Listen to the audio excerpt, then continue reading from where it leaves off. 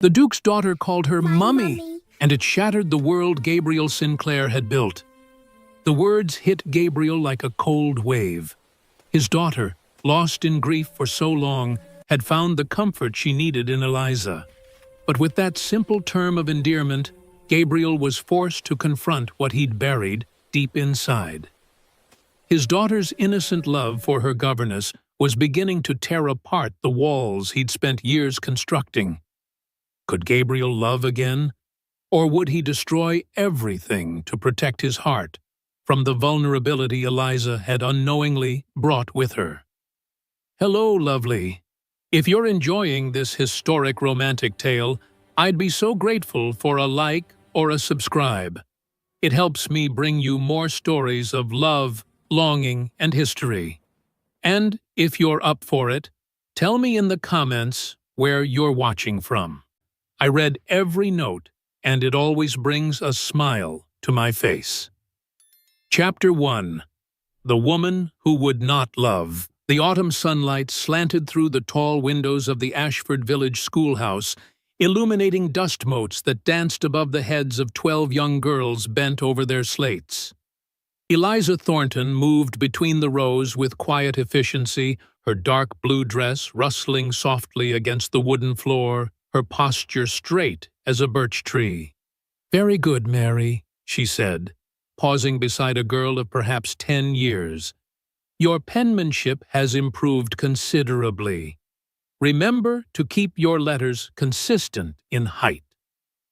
The child beamed up at her, and Eliza allowed herself a small smile in return, warm enough to encourage, restrained enough to maintain proper distance.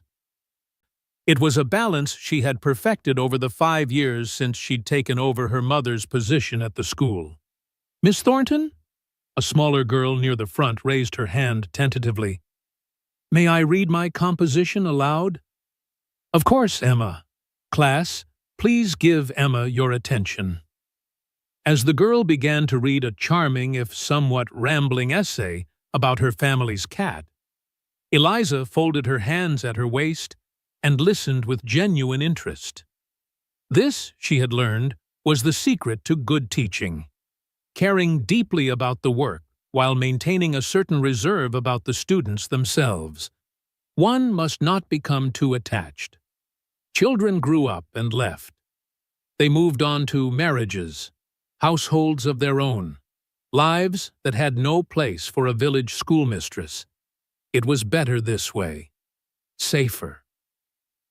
The afternoon lessons concluded at 3 o'clock, and Eliza dismissed her students with reminders about their assignments for the following day. She watched them file out in pairs and small groups, chattering like sparrows, their voices fading as they scattered toward their various homes in the village. "They adore you, you know." Eliza turned to find Miss Sarah Hartley leaning against the door frame between their 2 classrooms, arms crossed, a knowing smile playing at her lips. Sarah taught the younger children, the 6- and 7-year-olds who still struggled with their letters, and had been Eliza's closest friend since they were students in this very building. "They respect me," Eliza corrected, gathering the slates from the desks. "That's quite different from adoration." "Is it?" Sarah moved into the room, collecting chalk and wiping down the blackboard with practiced efficiency. "I saw little Emma's face when you praised her composition. That child would walk through fire for you." "Don't be dramatic, Sarah." "I'm not being dramatic. I'm being observant." Sarah set down the chalk and dusted off her hands, regarding Eliza with an expression that was equal parts affection and exasperation. "You're an excellent teacher, Eliza. But sometimes I wonder if you realize how much your students love you, and how little you allow yourself to love them back." Eliza stiffened, her hands stilling on the slate she'd been cleaning. "I care for them deeply, but they're not mine to love, Sarah. In a few years, they'll leave this schoolhouse and barely remember my name." "That's not true, and you know it." But Eliza didn't answer. She simply continued her methodical cleaning, stacking the slates in neat rows, aligning the edges with precision, order, control. These were the things that mattered. Sarah sighed, recognizing the familiar wall of resistance. "Come, let's have tea at my cottage. I've just received a parcel from my sister. She sent the most marvelous shortbread." Despite herself, Eliza felt her lips curve upward. "You know I can't resist your sister's shortbread. I'm counting on it." Sarah's cottage sat just beyond the village green, a tidy stone structure with cheerful yellow curtains in the windows. They settled into the small sitting room, where a fire crackled welcomingly in the hearth, and Sarah busied herself preparing tea, while Eliza arranged herself in the worn armchair that had become hers over countless similar afternoons. "So," Sarah said, returning with a laden tray, "have you heard the news about the Duke?" "Which Duke?" Eliza accepted her teacup, breathing in the fragrant steam. "Our Duke, the Duke of Ashford." Sarah settled into her own chair, her eyes bright with the particular gleam that always preceded interesting gossip. "He's seeking a private tutor for his daughter. A governess, really, though the posting calls for someone with proper teaching credentials." Eliza sipped her tea, feigning disinterest even as curiosity stirred within her. "I see. The pay would be extraordinary, Eliza. £50 per annum, plus room and board at the manor. You could finally have real security." "Security, perhaps." Eliza set down her cup with deliberate care. "But at what cost? Living in a grand house, surrounded by a world that will never truly accept me? Being neither family nor servant? Existing in that strange liminal space that governesses occupy? You'd be teaching a child who likely needs you far more than your current students do. And you'd be free from worrying about how to pay for firewood, or whether your roof will hold through another winter." These were fair points, and Eliza knew it.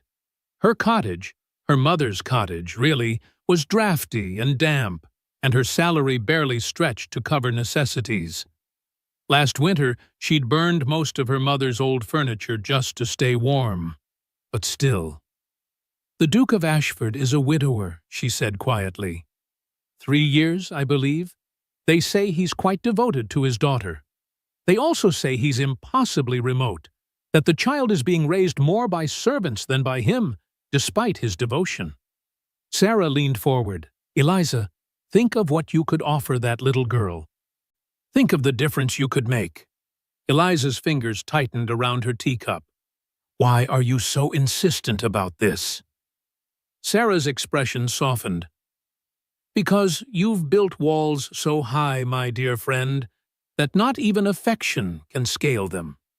You live in that cottage alone. You teach your students with competence but careful distance. And when you're not working, you're reading books about other people's lives instead of living your own. Is that truly living?" The word struck deeper than Eliza cared to admit.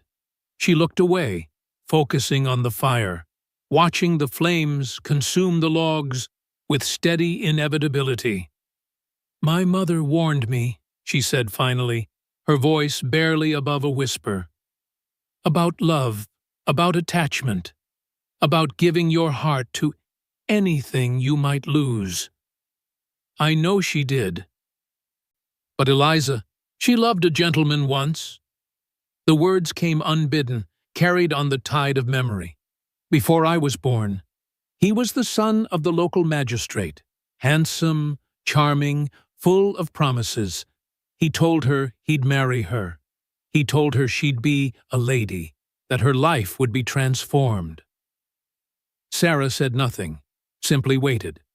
She'd heard parts of this story before, but never quite like this.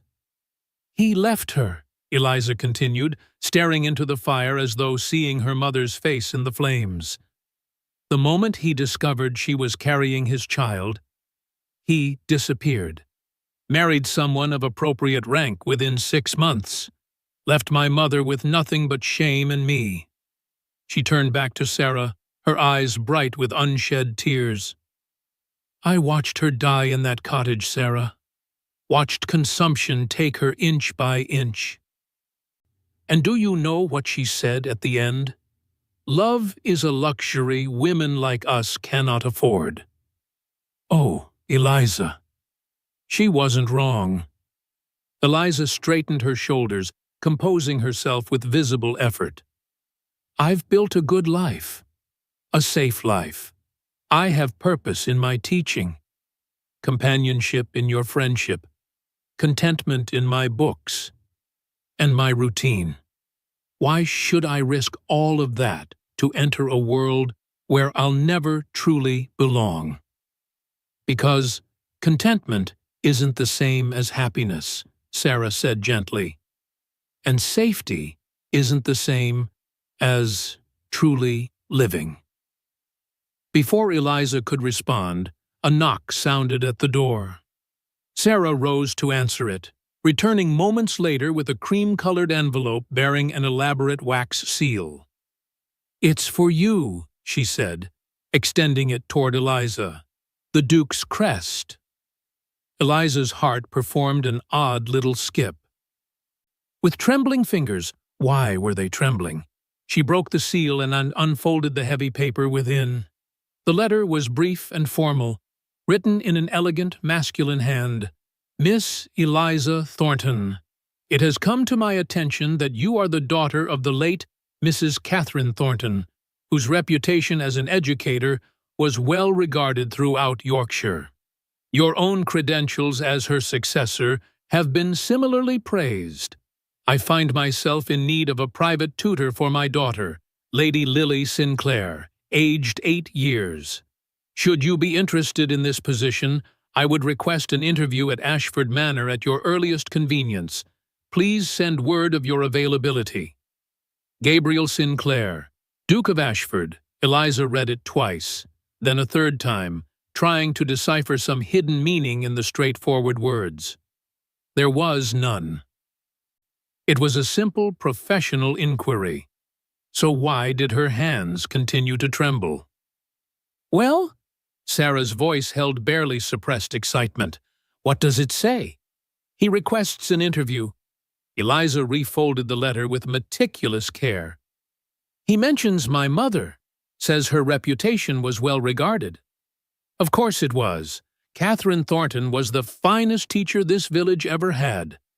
And you're her equal, Eliza. Perhaps even her better. Don't be absurd. I'm not. You have her gift for instruction, but you also have something she sometimes lacked. Patience with the slower students. You never make them feel lesser. Eliza stood, moving to the window to watch the late afternoon light paint the village in shades of amber and gold. Ashford was a good place, a safe place. She knew every cobblestone, every cottage, every face. It was small and circumscribed, but it was hers. The Duke's manor sat on the hill beyond the village, visible from here only as a distant suggestion of chimneys and roofline. It might as well have been another country. I don't know if I can do this, she said quietly. Sarah joined her at the window, slipping an arm through hers. Then don't think of it as entering a new world. Think of it as an interview, just a conversation. You don't have to accept the position if it doesn't feel right. And if it does feel right, what then? Then perhaps you'll discover that walls, no matter how carefully constructed, aren't the same as foundations. Perhaps you'll find that the life you've been protecting isn't the life you actually want. Eliza leaned her head briefly against her friend's shoulder, drawing comfort from the familiar warmth. You're determined to push me out of my nest, aren't you? Not push, encourage. There's a difference. Sarah squeezed her arm. At least consider it, Eliza. What's the harm in one interview? What indeed? That evening, in her small cottage, Eliza sat at her mother's old writing desk and composed a reply to the Duke. The fire had burned low, and she wrote by candlelight, choosing each word with care. Your Grace, I am honored by your inquiry and would be pleased to meet with you to discuss the position. I am available at your convenience. Respectfully, Miss Eliza Thornton. She signed her name with a steady hand, though her heart beat an unsteady rhythm against her ribs. It was just an interview, she told herself. Just a conversation. She wasn't committing to anything. But as she sealed the letter and set it aside to be posted in the morning, her gaze fell on the small portrait that hung above the desk. Her mother, painted in better days, before illness and hardship had carved lines into her face. I'm only considering it, Mama, she whispered to the painted image. I won't be foolish. I won't let myself care too much. I'll keep my heart safe, just as you taught me. The portrait, naturally, offered no response. But in the flickering candlelight, her mother's painted eyes seemed almost sad, as though mourning not what her daughter might do, but what she might never allow herself to become. Eliza turned away, banking the fire and preparing for bed with her usual efficiency. Outside, the wind picked up, rattling the window panes and moaning through the eaves. Autumn was deepening toward winter. And soon the cold would set in properly. In her narrow bed, wrapped in her mother's quilts, Eliza tried to sleep. But her mind kept returning to the Duke's letter, to his elegant handwriting, to the words, at your earliest convenience. Her hands had trembled when she'd broken that seal. They trembled still. And though she'd built walls high and strong around her heart, though she'd convinced herself that safety and solitude were sufficient, some small, stubborn part of her, the part that still remembered what it felt like to hope, whispered that perhaps, just perhaps, Sarah was right. Perhaps there was a difference between existing and truly living. Perhaps it was time to find out which one she'd been doing. Chapter 2. The Duke who could not feel Ashford Manor rose from the Yorkshire hillside like something from a fever dream, all grey stone and mullioned windows, its towers and chimneys reaching toward a pewter sky that threatened rain. Eliza stood at the base of the sweeping drive, her small valise clutched in both hands, and felt every inch of distance between her modest cottage and this imposing edifice. She had told herself it was merely an interview, that she need not commit to anything. But standing here, the manor looming before her like a judgment, she understood with sudden clarity that some decisions were made the moment one set foot on a particular path. Coming here was itself a choice, regardless of what followed. Miss Thornton? Eliza turned to find a woman approaching from the side entrance, a dignified figure in her 60s, dressed in the black bombazine that marked her as upper staff. Her silver hair was pulled back in a severe knot, but her eyes, when they met Eliza's, held unexpected warmth. I'm Mrs. Pemberton, the housekeeper. His Grace is expecting you. Please, come with me. Eliza followed her through a servant's entrance and into a world of polished marble and gleaming wood. The manor's interior was as imposing as its exterior, all soaring ceilings and ancestral portraits, everything speaking of wealth and lineage stretching back centuries.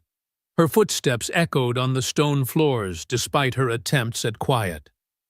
The manor has 63 rooms, Mrs. Pemberton said as they walked, her voice carrying the particular neutrality of a servant discussing her employer's domain. Though we keep only the main wings open now. Since the late Duchess passed, she paused, choosing her words carefully, His Grace has been changed. Little Lady Lily suffers most, poor lamb. How long has it been? Eliza asked softly. 3 years this past spring. Lady Arabella took ill quite suddenly. A fever that wouldn't break. She was gone within a fortnight. Mrs. Pemberton's voice carried the weight of genuine grief. She was sunshine itself, Miss Thornton. Laughed through these halls like music. Now, she gestured at the silent, austere corridors, now we exist in perpetual winter. They passed through what Mrs. Pemberton identified as the portrait gallery, and Eliza found herself slowing before a particular painting. The woman depicted was perhaps 30, beautiful in a way that transcended mere prettiness, all golden hair and warm brown eyes, captured mid-laugh, as though the painter had caught her in a moment of pure joy. "That's her," Mrs. Pemberton said unnecessarily, "the late Duchess. His Grace had it painted the year before she died. Sometimes I find him standing here, just staring at it." Eliza studied the portrait, feeling an unexpected pang of something that might have been sympathy or envy, or perhaps both. This woman had been loved absolutely, had filled these halls with light and laughter. What must it be like, Eliza wondered, to be mourned so completely? "Come," Mrs. Pemberton said gently, "His Grace doesn't like to be kept waiting." The Duke's study was a masculine sanctuary of leather and mahogany, its walls lined with books that actually appeared to have been read. A fire crackled in the hearth, and through the tall windows, Eliza could see what must once have been an elaborate garden, now overgrown and wild, autumn having claimed it. "Miss Thornton, Your Grace." The man who rose from behind the massive desk was not what Eliza had expected. She'd imagined someone older, perhaps softened by grief. Instead, Gabriel Sinclair, Duke of Ashford, was perhaps 35, tall and austere, with dark hair touched with gray at the temples, and eyes the color of winter storms. His face was all sharp angles and controlled emotion, handsome in the way a cliff face is handsome, beautiful but forbidding. "Miss Thornton," his voice matched his appearance, deep, formal, carefully modulated. "Thank you for coming. Please, sit." Eliza settled into the chair he indicated, arranging her skirts with hands that were steadier than she'd anticipated. Mrs. Pemberton withdrew, just closing the door with a soft click that seemed unnaturally loud. "I'll be direct," the Duke said, returning to his own chair but not relaxing into it. "I find myself in need of a governess for my daughter. This is not a position I fill lightly. Lily has had 4 governesses in the past 3 years. 4? Eliza kept her voice neutral. "That seems frequent." Indeed, a muscle tightened in his jaw. "The first 2 attempted to position themselves as potential replacements for the late Duchess. I dismissed them immediately.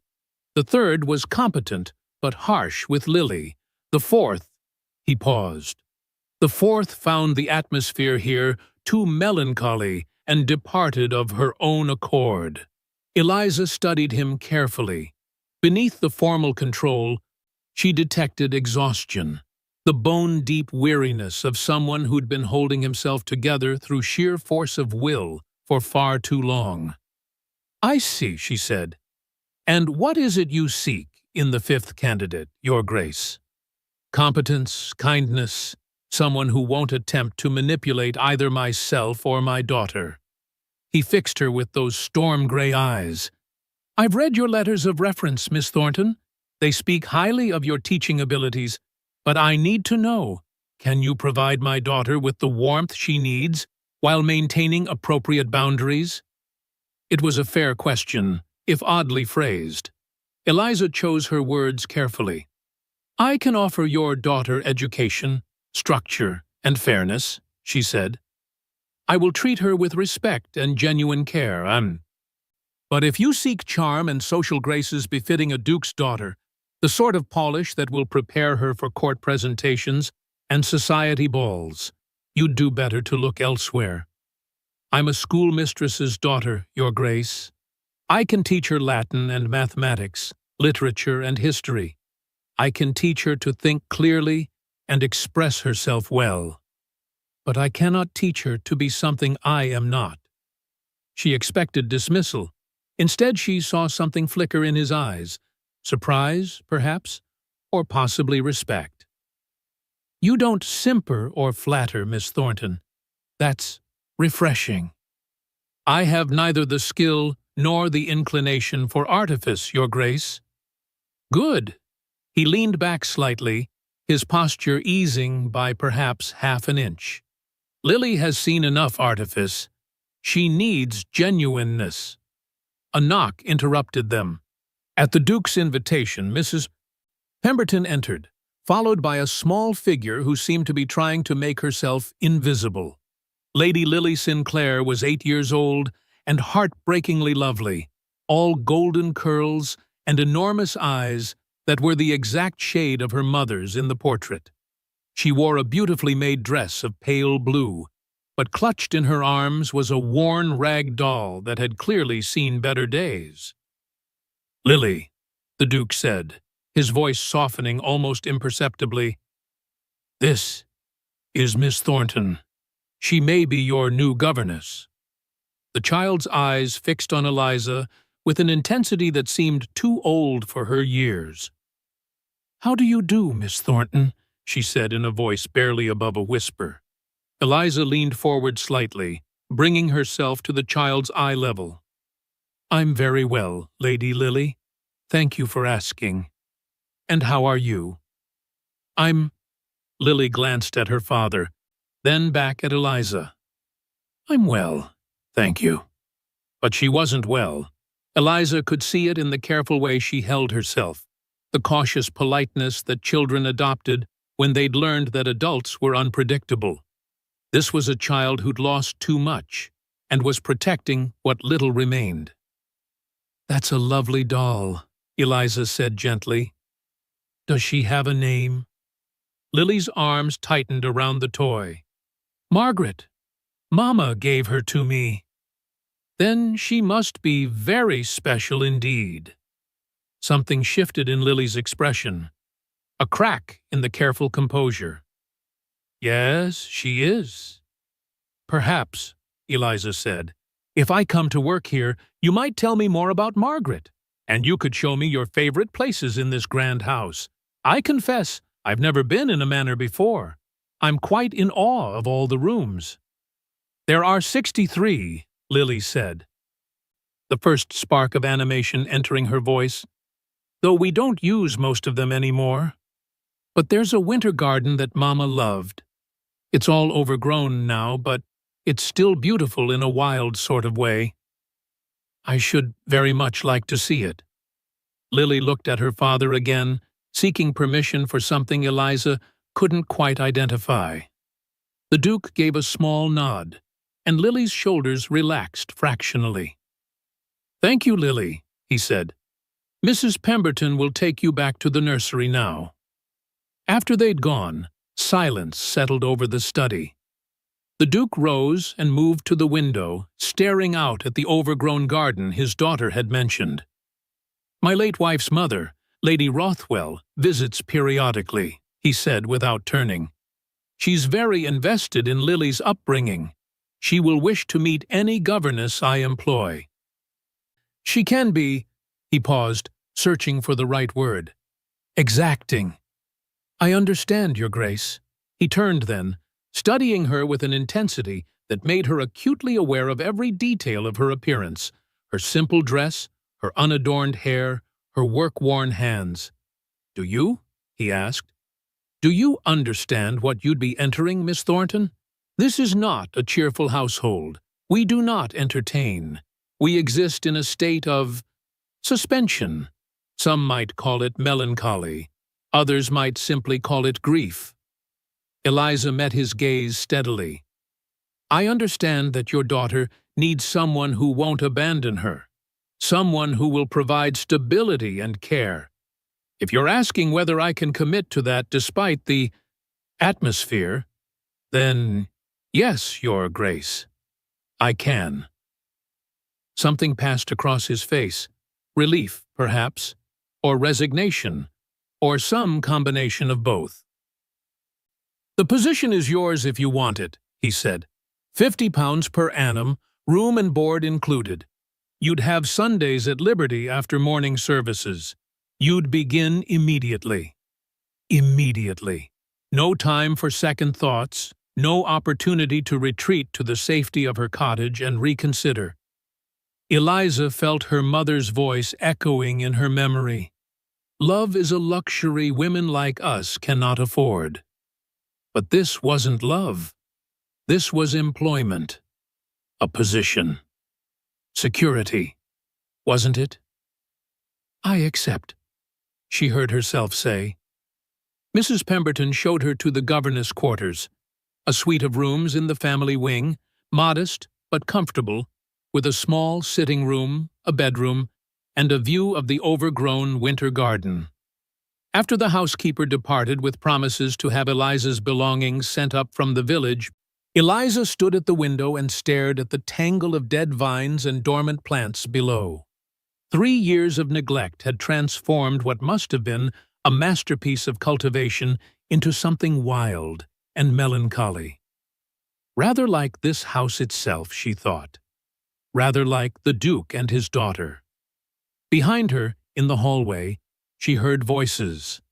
Mrs. Pemberton and the Duke, speaking quietly. What do you think of her? That was the Duke's voice, lower than it had been in the study, almost uncertain. That one has a good heart, Your Grace. Mrs. Pemberton's reply carried conviction. She'll be good for Lady Lily. But, a pause. But she's wary. Someone hurt her once. She's built walls as high as your own. Eliza pressed her forehead against the cool glass, fighting the urge to flee back to her cottage, to safety, to the small, circumscribed life she understood. Perhaps, the Duke said so quietly Eliza almost didn't hear, walls are precisely what's needed. Hers to protect herself, and mine to protect what remains of my family. Or perhaps, Your Grace, Mrs. Pemberton replied with the particular boldness of long service, walls are precisely the problem. Their footsteps retreated, leaving Eliza alone with the dying afternoon light and the weight of the choice she'd made. She unpacked her few belongings with methodical precision, her books arranged on the shelf, her mother's shawl folded in the drawer, her teaching materials laid out on the small desk, everything in its place, everything ordered and controlled. She could do this. She would maintain proper distance, teach the child, collect her salary, and remain untouched by the grief that permeated these walls. She would not become entangled in the emotional wreckage of this household. She would keep her heart safe, just as her mother had taught her. But as darkness fell over Ashford Manor, as the house settled into its evening quiet, Eliza found herself returning to the window, staring down at the winter garden below. Even in its wild state, even choked with weeds and neglect, she could see the ghost of what it had been, could imagine how it must have looked when the late Duchess had tended it, when these halls had rung with laughter instead of echoing with silence. Beauty, once created, left traces even in ruin. It was, Eliza thought with sudden unease, rather like love itself. Chapter 3. The Child Who Needed a Mother. The schoolroom occupied the eastern corner of the second floor, its tall windows admitting the pale November light that seemed perpetually filtered through Yorkshire's autumn clouds. Eliza had arranged it with care, slates and primers on the desk, a globe positioned by the window, a small bookshelf she'd brought from her cottage now holding the texts she deemed essential for an 8-year-old's education. Lady Lily sat across from her, back straight as a ruler, hands folded precisely in her lap. "Shall we begin with geography?" Eliza asked gently. "Yes, Miss Thornton. Whatever you think best, Miss Thornton."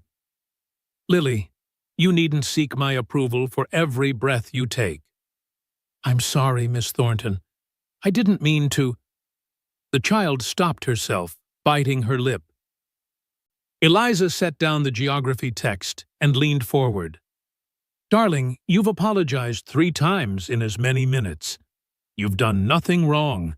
In this room, you're permitted to simply be yourself." Lily's eyes widened slightly, as though this concept was entirely foreign. "Yes, Miss Thornton. I'm sorry." She caught herself again, and a ghost of a smile flickered across her face. "I mean, thank you, Miss Thornton." "Better," Eliza said, allowing warmth into her voice. "Now then, geography.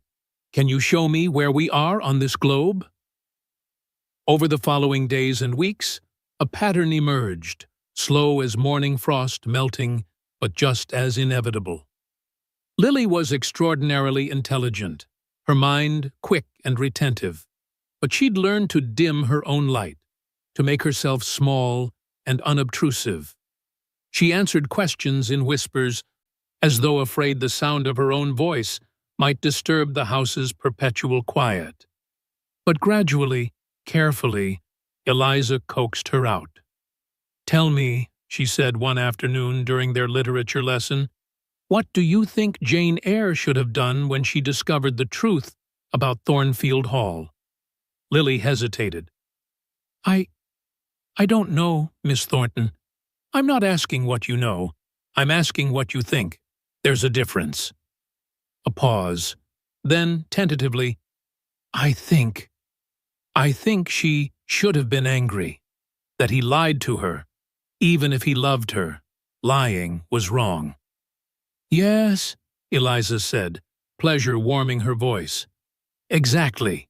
You see? You have thoughts, Lily. Good ones. Don't be afraid to share them." The child's face transformed, a sunrise breaking through clouds. It was during their 3rd week that Eliza discovered where Lily disappeared to during their afternoon breaks. Following a hunch, she made her way down the back stairs and through the servants' corridor, emerging into what must once have been the Manor's pride, the winter garden. 3 years of neglect had transformed it into something both beautiful and heartbreaking. Dead vines choked what had once been carefully trained roses. Frost-blackened perennials drooped over pathways now thick with weeds. But here and there, stubborn life persisted. A patch of late-blooming chrysanthemums, a hardy lavender bush still fragrant despite the cold. And there, in the center of it all, was Lily. The child knelt beside an overgrown bed, her good dress already stained with dirt, struggling to pull weeds from around what appeared to be a dormant rose bush. Her small hands worked with determination but little knowledge, and as Eliza watched, she uprooted what looked suspiciously like a perennial rather than a weed. "Lily?" the child startled, spinning around with guilt written across her face. "I'm sorry, Miss Thornton. I know I should have asked permission, but—" No apologies needed. Eliza moved closer, kneeling beside her despite her own skirts. "This was your mama's garden?" "Yes." Lily's voice dropped to barely a whisper. "She loved it here. She used to bring me with her every day, and she'd tell me the names of all the flowers. I remember some of them, but not all. And I thought—" She looked down at her dirt-stained hands. "I thought if I could make it beautiful again, maybe Papa wouldn't look so sad when he sees it from his window." Eliza's throat tightened. "That's a lovely thought, darling, but I think you might be fighting a battle too large for one small girl." "I know." Lily's shoulders slumped. "I don't really know what I'm doing. but I have to try. It's all I have left of her." Eliza was quiet for a moment, remembering her own mother, remembering the desperate need to hold on to anything that kept memory alive. "Shall we learn together?" she said finally. "I'm no expert gardener, but I think your mama would be happy to see someone caring for her flowers. We could come here twice a week. Make it part of our natural history lessons." Lily's face blazed with hope. "Truly? Truly. We'll need to wait until spring for most of the work, but we can start clearing the debris now, marking which plants might survive. And I'll write to a friend in the village who knows about gardens. Between the three of us, we might just manage it." "Oh, Miss Thornton!" And then, spontaneously, Lily threw her arms around Eliza's neck.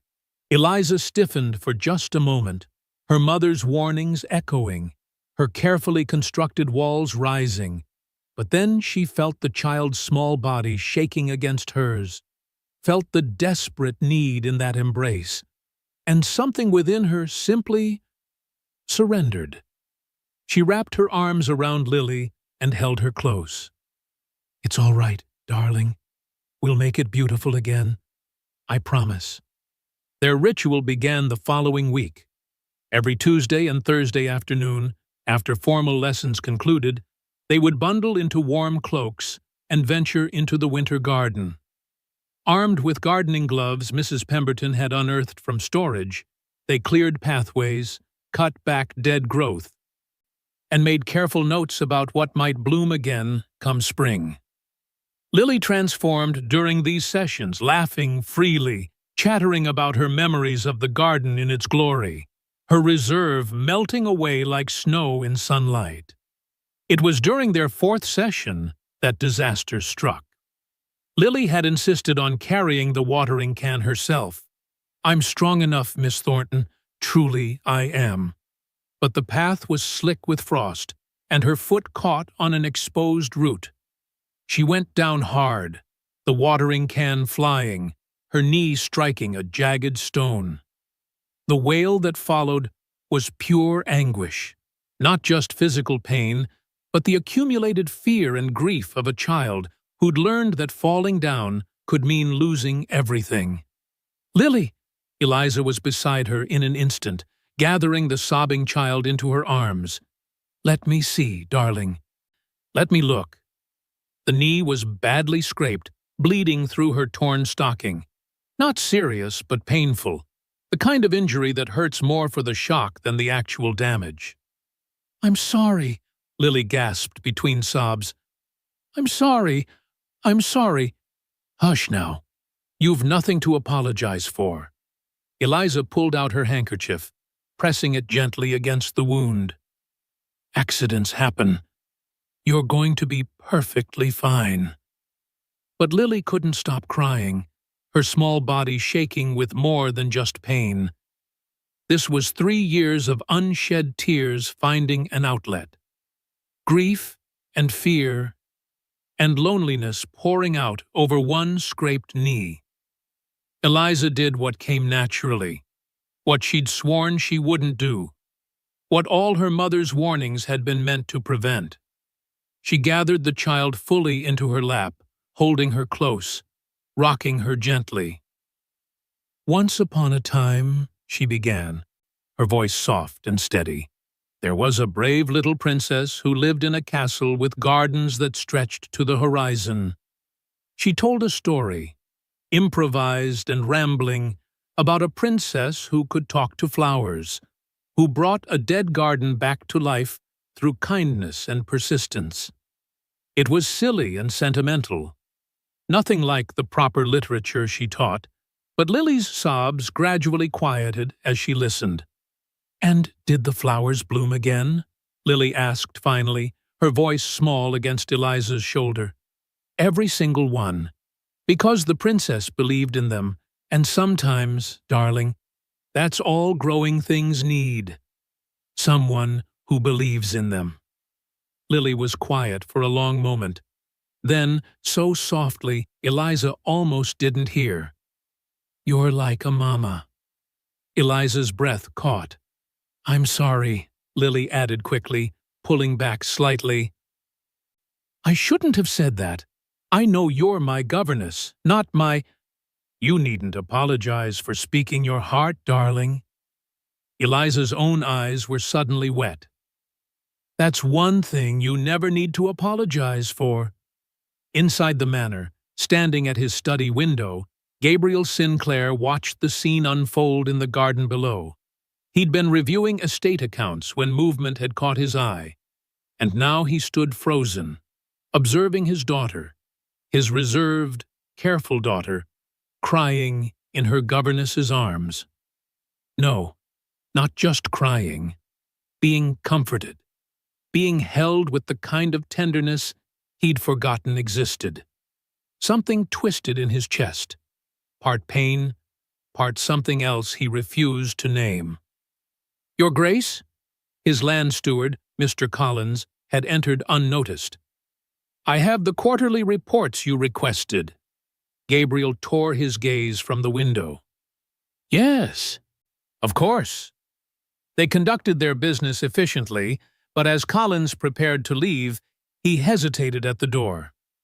If I may speak plainly, Your Grace, the staff have been remarking on Miss Thornton's influence with Lady Lily. Quite remarkable, really. The child is different, lighter. Yes, Gabriel said. I've noticed. Though, Collins hesitated again. Some wonder if a governess should be quite so familiar with her charge.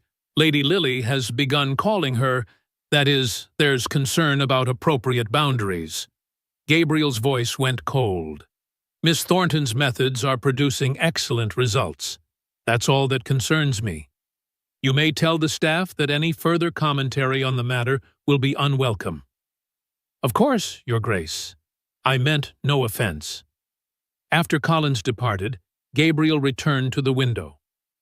Eliza and Lily were making their way back to the house now, Lily limping slightly but smiling, holding tight to her governess's hand. As they passed beneath his window, he heard Lily's voice drift up. Will you tell me another story tonight, Miss Thornton? About the princess and the gardens? Of course, darling. As many as you'd like. That evening, after Lily's dinner, Eliza settled into the chair beside the schoolroom fire with a book of poetry. Lily curled up on the floor at her feet, supposedly working on her penmanship, but mostly just being near. As the fire crackled and the evening deepened, Eliza began to read aloud, not the assigned poetry, but a story she'd loved as a child. Her voice was soft and rhythmic, and she didn't notice when Lily abandoned her writing entirely and leaned against her knee. She only noticed when the small body grew heavy, when the breathing became deep and regular. Lily had fallen asleep against her, completely trusting, completely at peace. Eliza set aside the book, looking down at the child's face. So young, so vulnerable, so desperately in need of exactly what Eliza had sworn never to give. Good night, Mummy, Lily murmured, still half asleep. Eliza froze. The word hung in the air between them, tender and terrible, breaking something open inside her that she'd kept locked for so long. It's Miss Thornton, sweetheart, she whispered. But Lily was already fully asleep, unhearing. Eliza sat motionless, one hand resting gently on Lily's hair, her own eyes filling with tears she hadn't known she was capable of shedding. In the doorway, unnoticed, Mrs. Pemberton stood watching. After a moment, she withdrew silently, making her way to the Duke's study. Your Grace? A word? Gabriel looked up from his papers. What is it, Mrs. Pemberton? The child called her Mummy this evening. Miss Thornton corrected her, of course, but the housekeeper paused. The look on that woman's face, Your Grace, and Lady Lily. I haven't seen her this happy in 3 years. Gabriel's hand stilled on his pen. I see. Do you, Your Grace? Mrs. Pemberton asked gently. Because that child needs a mother. And Miss Thornton, whether she admits it or not, needs someone to love. What I'm wondering is whether you'll have the sense to see what's growing in your own house before you let it slip away. After she'd gone, Gabriel sat alone in his study, the estate accounts forgotten. Finally, he rose and moved to stand before Arabella's portrait, the one that captured her mid-laugh, full of life and light. "Forgive me, my dear," he whispered to the painted image. "I don't know what I'm feeling, but it frightens me. She's bringing Lily back to life, and perhaps she's bringing me back too. Is that betrayal? Or is it simply living?" The portrait offered no answers, only that eternal smile, frozen in time, forever young, forever lost. Outside, winter pressed close against the windows. But in the winter garden below, dormant seeds waited patiently for spring. Chapter 4. The walls begin to crumble. Winter arrived in earnest, transforming Ashford Manor into something from a fairy tale, all frost-etched windows and snow-laden gardens. 6 weeks had passed since Eliza's arrival, and the house had begun to feel less like a mausoleum and more like a home, though she couldn't quite say when the transformation had occurred. Perhaps it was the sound of Lily's laughter echoing through the corridors. Perhaps it was the way Mrs. Pemberton now hummed while she worked. Or perhaps it was something else entirely. Something Eliza was afraid to examine too closely. She noticed the Duke's presence first as a curiosity, then as a pattern. He would appear in the schoolroom doorway during afternoon lessons, ostensibly to observe Lily's progress. He would join them for tea in the nursery, listening to Lily's excited chatter about Latin declensions and Greek myths. He would walk through the winter garden while they worked, his hands clasped behind his back, watching as they cleared another bed or marked another potentially salvageable plant. "You've made remarkable progress," he said one late afternoon, surveying the garden with something almost like wonder. The beds were cleared now, pathways visible, the bones of the original design emerging from years of neglect. Lily beamed. "Miss Thornton says we're archaeologists, uncovering hidden treasures. Look, Papa, we found Mama's lavender. It's still alive underneath all the dead bits." Gabriel crouched beside the plant his daughter indicated, touching the gray-green leaves with careful fingers. When he looked up at Eliza, his expression was unguarded for once, raw with something between gratitude and grief. "Thank you," he said quietly, "for bringing life back to this place. Arabella would have been grateful." "It's Lily's doing as much as mine," Eliza replied, uncomfortable with the intensity of his gaze. She remembered where everything was planted. Still, he stood, brushing dirt from his hands. "You gave her permission to remember with joy instead of only sorrow. That's no small gift." Lily, oblivious to the undercurrents, had already moved on to another discovery. "Papa, come see. We think this might be Mama's roses." As the child scampered ahead, Gabriel fell into step beside Eliza. "She's different," he said. "Lighter, more herself, I think, than she's been since—" He stopped. "Since her mother died," Eliza finished gently.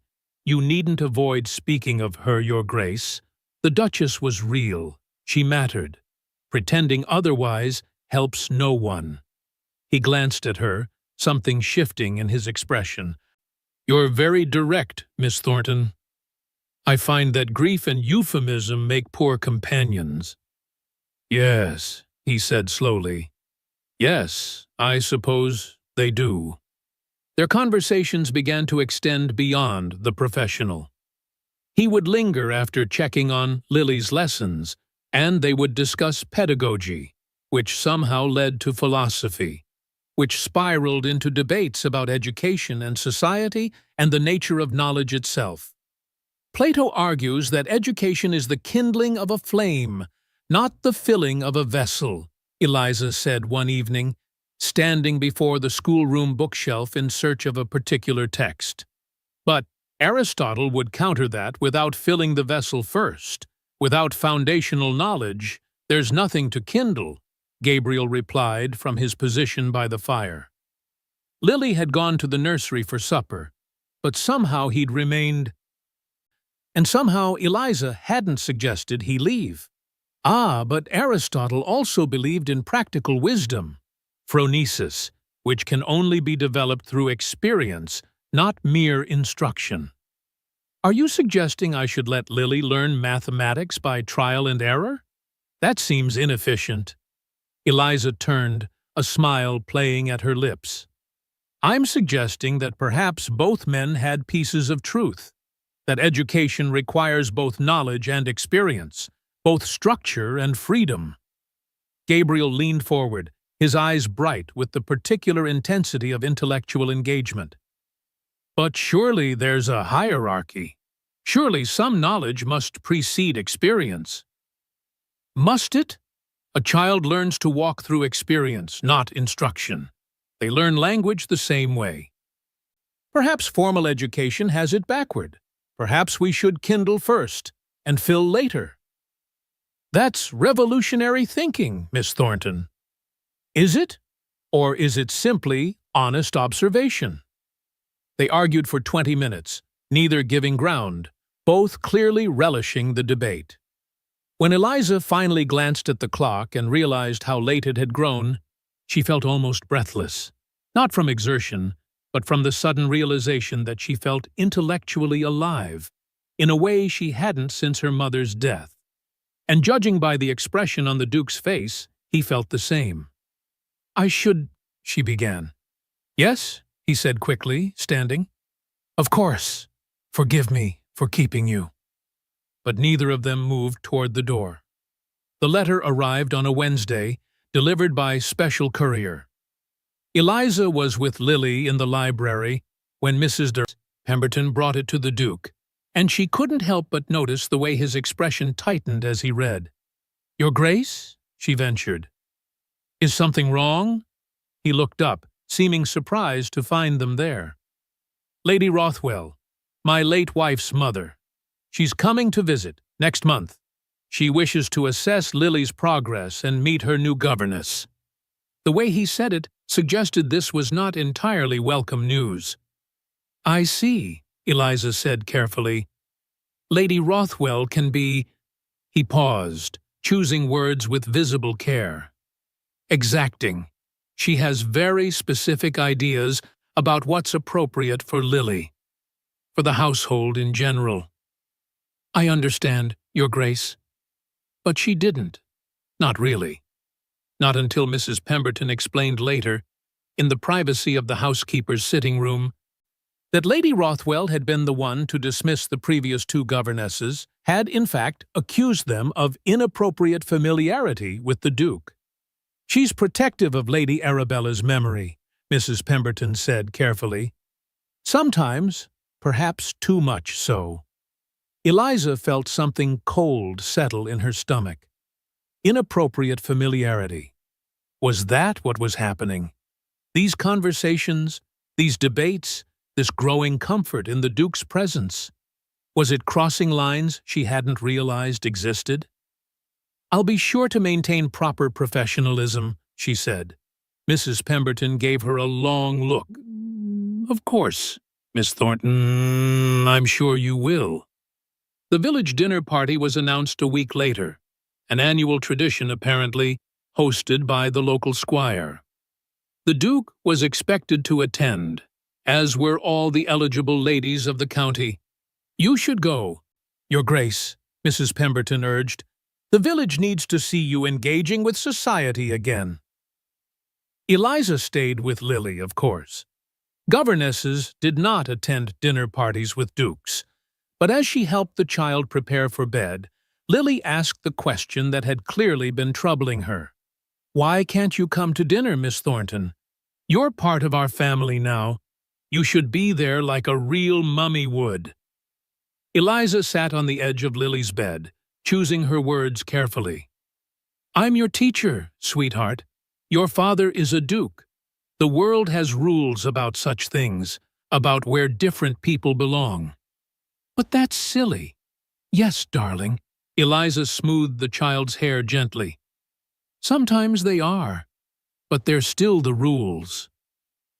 "When I'm grown," Lily said with the fierce certainty of childhood, "I'm going to change all the silly rules." After Lily slept, Eliza found herself drawn to the family drawing room rather than her own quarters. It was warmer there, and she told herself she simply wanted to finish her book by a better fire. That it had nothing to do with the fact that the Duke would pass this way when he returned. She was deep in her reading when the clock struck 11, and she nearly jumped when his voice came from the doorway. "You're still awake." Gabriel stood there in his evening clothes, looking exhausted and vaguely irritated. "I hope you don't mind," Eliza said, starting to rise. "I know I shouldn't be. Please, stay." He moved into the room, loosening his cravat with visible relief. "That was possibly the longest evening of my life." "Was it so terrible?" Lady Ashworth spent 2 hours detailing the latest London fashions. Mrs. Pennington felt compelled to share every illness her grandchildren have suffered this year. And the squire insisted on discussing hunting, about which I care nothing. He dropped into the chair across from her with none of his usual formality. Is this what society is? This endless parade of trivial conversation? Despite herself, Eliza smiled. "I wouldn't know, Your Grace. I've never been invited." "You're lucky." He ran a hand through his hair, disrupting its careful arrangement. "I spent the entire evening wishing I was here, wishing I was talking about something that mattered, with someone who—" He stopped. "Someone who what?" Eliza asked softly. "Someone who challenges me. Who makes me think. Who treats me like a person rather than a title." The words hung between them, weighted with meaning neither was quite ready to acknowledge. "Arabella was like that," he said finally, his voice dropping. "She never let me hide behind being the Duke. She was sunshine. When she died, I thought I'd died too. I've been dormant these 3 years. Grief can be a kind of cold," Eliza said. "We wrap it around ourselves like armor. It protects us, but it also freezes us in place." Gabriel looked at her with sudden intensity. "Yes, exactly that. How do you understand so well?" "Because I've been frozen too, Your Grace. Just in a different way." The conversation shifted, deepening, becoming the kind of talk that only happens late at night when guards are down and truth feels safer in darkness. They spoke of loss and duty and the weights they carried, his of title and expectation, hers of her mother's warnings and the walls she'd built against feeling too much. The fire burned low, the clock chimed midnight, and still they talked, leaning forward in their chairs, the space between them charged with something neither was quite ready to name. Finally, Gabriel moved, not dramatically, simply shifting from his chair to sit beside her on the settee, close enough that she could feel the warmth of him, see the silver threading his dark hair. "Eliza," he said, and her name in his voice was a revelation. He reached toward her hand, and suddenly her mother's voice filled her head, sharp and warning. "He promised me the world, then left me with nothing but you and shame. I should—" Eliza stood abruptly, nearly stumbling. "Lily, I should check on Lily. It's past midnight, she'll be sleeping. Still, I'm sorry." "Good night, Your Grace."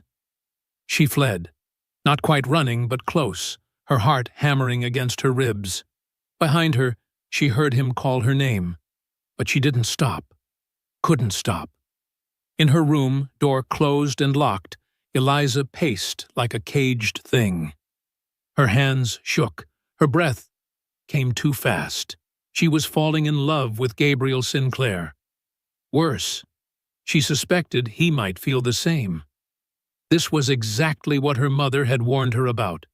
Loving a man whose world she could never truly enter. Setting herself up for heartbreak and shame. She was a schoolmaster's daughter, and he was a duke. There was no future here. There couldn't be. And yet when he'd looked at her tonight, when he'd said her name, when he'd reached for her hand, she'd wanted nothing more than to take it. To let herself believe that perhaps, just perhaps, the rules could be different. But rules were never different for women like her. She pressed her forehead against the cold window glass and forced herself to breathe. Tomorrow, she would rebuild her walls. Tomorrow, she would remember her place. Tomorrow, she would be only what she was supposed to be. Lily's governess, nothing more. But tonight, alone in the darkness, she let herself acknowledge the truth. She was in love with a man she could never have, and she had no idea how to protect herself from the devastation that was surely coming. Chapter 5.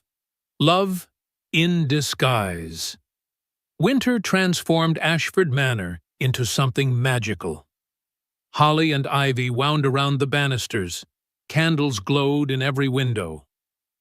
And for the first time in 3 years, Christmas preparations filled the house with purpose and warmth.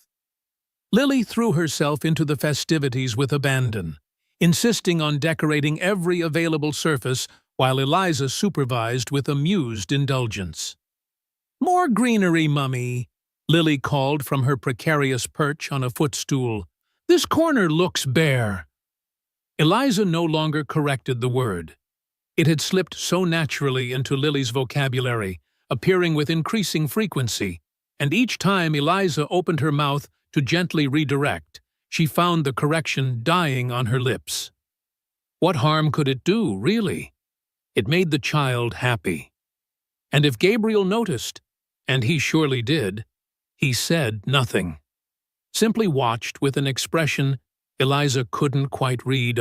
The days accumulated like snowfall, each small moment building upon the last, until the landscape of their lives had been transformed without any of them quite noticing when the change occurred. Gabriel teaching Lily to ride her pony in the manor's paddock. Eliza watching from the fence rail wrapped in a warm cloak, her breath misting in the cold air. "Heels down, darling," she called, and Lily adjusted her posture, beaming with pride when her father praised her improved seat. Family dinners in the small dining room rather than the cavernous formal space, the three of them gathered at one end of the table while conversation flowed easily. Lily's chatter about her lessons, Gabriel's dry observations about estate matters, Eliza's occasional witty interjection that made them both laugh. "What do you think, Miss Thornton?" Gabriel asked one evening, setting down his wineglass. "The tenant farmers are proposing a cooperative system for purchasing equipment. Does that seem sound to you?" Eliza blinked, surprised to be consulted. I think it's quite sensible, actually. Pooling resources benefits everyone, and it builds community." "That's what I thought. You have good instincts." He said it casually, but his eyes held warmth. Lily's piano recital in the music room, the child's small fingers stumbling only slightly through a Mozart piece she'd been practicing for weeks. When she finished, both Gabriel and Eliza applauded enthusiastically, and Lily's face blazed with joy. "Did you like it, Mummy? Papa?" "It was beautiful, darling," Eliza said, throat tight. "Your best performance yet," Gabriel added, and Lily flew to embrace them both. These moments wove together into something that felt dangerously like family, and Eliza found her carefully constructed walls crumbling one small breach at a time. "You're different," Sarah said the moment Eliza arrived for their weekly tea. It was her afternoon off, and she'd walked to the village despite the cold, needing the familiar comfort of her oldest friend. Different how? Eliza unwound her scarf, avoiding Sarah's too knowing gaze. Lighter, somehow, but also, Sarah poured tea with careful precision. Troubled. Those two things don't usually exist together. Eliza accepted the cup, staring into the amber liquid as though it might contain answers. "I'm afraid I've done something foolish, Sarah." "Tell me." "I've allowed myself to care too deeply. For the child, certainly. But also—" She couldn't finish. "For the Duke?" The words hung between them. Eliza set down her cup with trembling hands. "It's madness! He's a duke! I'm a schoolmaster's daughter. Even if he felt anything, which he surely doesn't, it could never be." "Are you certain he doesn't feel anything?" "Sarah, I'm asking sincerely, Eliza, because from what you've described, the family dinners, the consultations, the way he looks at you, it sounds like a man who's feeling a great deal." "That's exactly the problem." Eliza stood, pacing to the window. "Even if there were feelings, on both sides, what future could there possibly be? The gossip alone would destroy him socially. And me? I'd be ruined entirely. Women like me don't love men like him and walk away unscathed. So you're protecting your heart by deciding it's impossible before you even know if it's real? That's what sensible women do, Sarah. We don't reach for stars we can never touch." Sarah joined her at the window, slipping an arm through hers. "And if the star is reaching back, what then?" Eliza had no answer. The village Christmas fair was an annual tradition. Stalls selling roasted chestnuts and mulled cider, children playing in the snow, the whole community gathering in the square for an evening of celebration. Eliza had assumed she'd remain at the manor with Lily, while the Duke made his obligatory appearance. Instead, Gabriel insisted they all attend together. "Lily would be heartbroken to miss it," he said when Eliza protested, "and she'll need both of us to supervise her properly." So Eliza found herself walking through the village square at dusk, Lily between them holding both their hands, looking for all the world like a family. The local gentry noticed. Of course, they noticed. Eliza saw the raised eyebrows, the whispered conversations behind gloved hands. Mrs. Pemberton, accompanying them with several other household staff, overheard two ladies near the ribbon competition booth. "Look at the Duke with that governess. Quite taken with her, isn't he? How inappropriate. Poor Lady Rothwell must be mortified when she hears." The housekeeper said nothing, but her eyes met Eliza's across the crowd, and the warning was clear. The ribbon competition was a silly village tradition, men competing in tests of strength and skill. Winners receiving elaborately embroidered ribbons from the ladies' auxiliary. Gabriel participated only because Lily begged him to, and he won easily, accepting a beautiful blue silk ribbon with polite grace.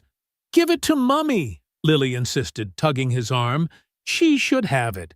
She's the prettiest lady here." Gabriel held the ribbon, his eyes finding Eliza's across the small distance. The moment stretched, the noise of the fair fading to background. He crossed to her, and she was acutely aware of every watching eye, every whispered speculation. "For reviving the winter garden," he said softly, presenting it with a small bow. Eliza took it, their fingers brushing in the exchange. The contact was brief, entirely proper. But electricity shot through her, stealing her breath. His eyes darkened, and she knew he felt it too. Around them, the gossip intensified. She could hear it like the buzz of bees, invasive and inescapable. "Sinclair!" The voice cut through the moment like a blade. A tall, severe-looking man approached, clearly aristocracy, from his bearing and fine clothes. "Lord Pembroke," Gabriel said, his voice cooling. "I didn't realize you were in Yorkshire." "Lady Rothwell asked me to observe Lily's progress during my visit to the area." His eyes swept over their little group, lingering on Eliza with undisguised disapproval.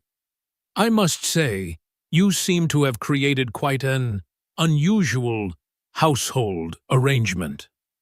Gabriel stiffened. "Miss Thornton is an exemplary governess." "Oh, I'm sure she is." Lord Pembroke's smile didn't reach his eyes. "Though one wonders if a governess should be quite so visible in ducal family affairs. People are beginning to talk. Sinclair, Lady Rothwell will be most interested to hear about this evening." The threat was clear.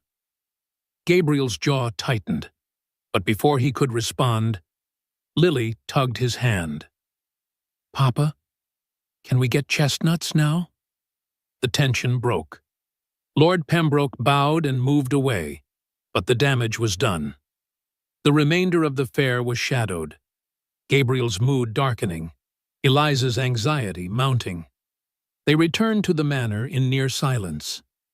Later, after Lily had been put to bed, still chattering happily about the fare, Eliza found herself once again in the family drawing room. It had become routine, these late evening conversations over tea, the house quiet around them, guards lowered in the gentle darkness. Gabriel entered, carrying the tea tray himself, having dismissed the servants. He poured for them both with careful precision, then settled into the chair beside her rather than across from her. "I'm sorry," he said quietly, "for Lord Pembroke's rudeness." He wasn't entirely wrong. Eliza kept her eyes on her teacup. "The situation is unusual. People will talk. Let them talk. You say that now, but when Lady Rothwell arrives—" "Eliza." He set down his cup, turning to face her fully. "May I speak plainly?" Her heart hammered. "Of course, Your Grace." Arabella had a gift for joy. She made everything feel lighter, not just for me, but for everyone around her. When she died, the weight of the world settled on me, and I couldn't— He stopped, struggling with the words. "Couldn't what?" "Couldn't imagine ever feeling light again. I thought that weight was permanent, that I'd carry it until I died." He looked at her with such intensity she could barely breathe. "But lately, Your Grace, Arabella would have liked you," he continued, as though she hadn't spoken. "She would have approved of how you love Lily." The word love hung between them, heavy with meaning. "I do love her," Eliza whispered. "She's extraordinary." "Yes, she is. And you've given her something I couldn't, the warmth of maternal affection. You've brought light back into this house, into both our lives." The fire crackled. The distance between them felt charged, electric. Eliza knew she should leave, should flee to the safety of her room, but she was rooted to the spot. "I haven't felt this at peace in 3 years," Gabriel said softly. "Haven't felt this alive. And I know I shouldn't say this. I know it's inappropriate. But, Eliza, I find myself—" The door opened. Mrs. Pemberton stood there, holding a letter, her expression apologetic but firm. "Forgive the interruption, Your Grace, but this just arrived by special courier, from Lady Rothwell. She says it's urgent." The moment shattered like dropped glass. Gabriel took the letter, jaw tight. "Thank you, Mrs. Pemberton." After the housekeeper departed, Eliza stood quickly. "It's late. I should retire." "Eliza, wait!" But she was already moving toward the door, nearly running, unable to bear another moment of this exquisite torture. "Good night, Your Grace." She didn't wait for his response. In her room, Eliza sank onto her bed, the blue ribbon still clutched in her hand. Tears streamed down her face, hot and shameful and unstoppable. "This is exactly what Mother warned me about," she whispered to the empty room. "I've let myself love, and now I'll pay the price. He's a duke. I'm nothing. This cannot end well." But even as she said the words, even as she tried to rebuild her walls, she knew it was too late. She loved Gabriel Sinclair. She loved his daughter. She loved the life they'd built together, fragile and impossible as it was. And that love was going to destroy her.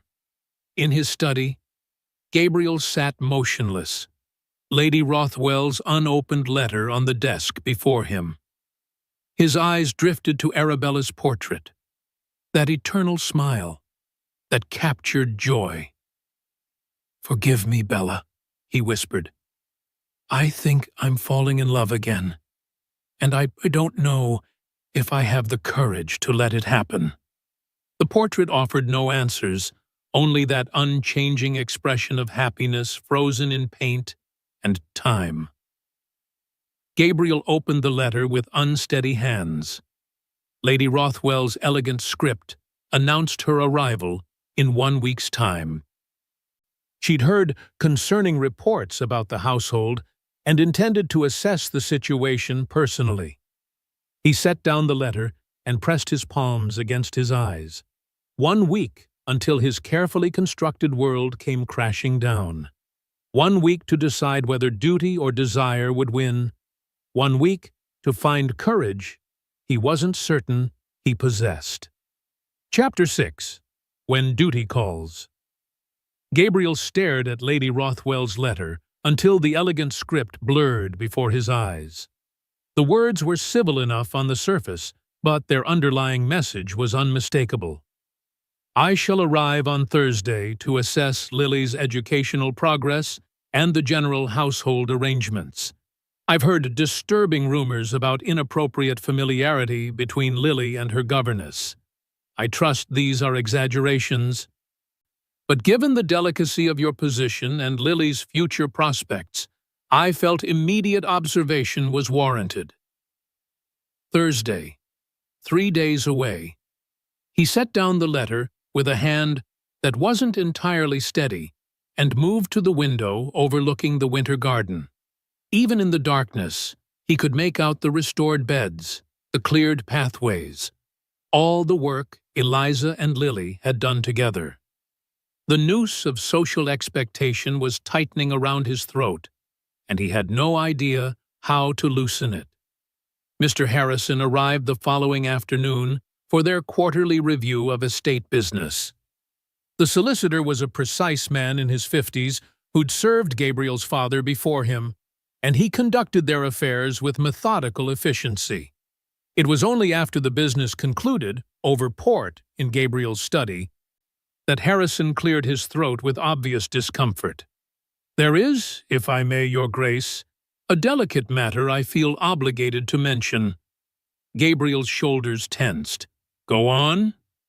"There's talk in society about you and the governess." Harrison spoke carefully as though navigating a minefield. "I'm sure it's nonsense, but Lady Rothwell has made inquiries through my firm, and there are whispers that you're neglecting your ducal duty to remarry appropriately." "Miss Thornton is an exemplary governess," Gabriel said, his voice harder than intended. "These rumors are malicious nonsense." "Of course, Your Grace, of course." Harrison took a measured sip of port. "But perception matters in your position.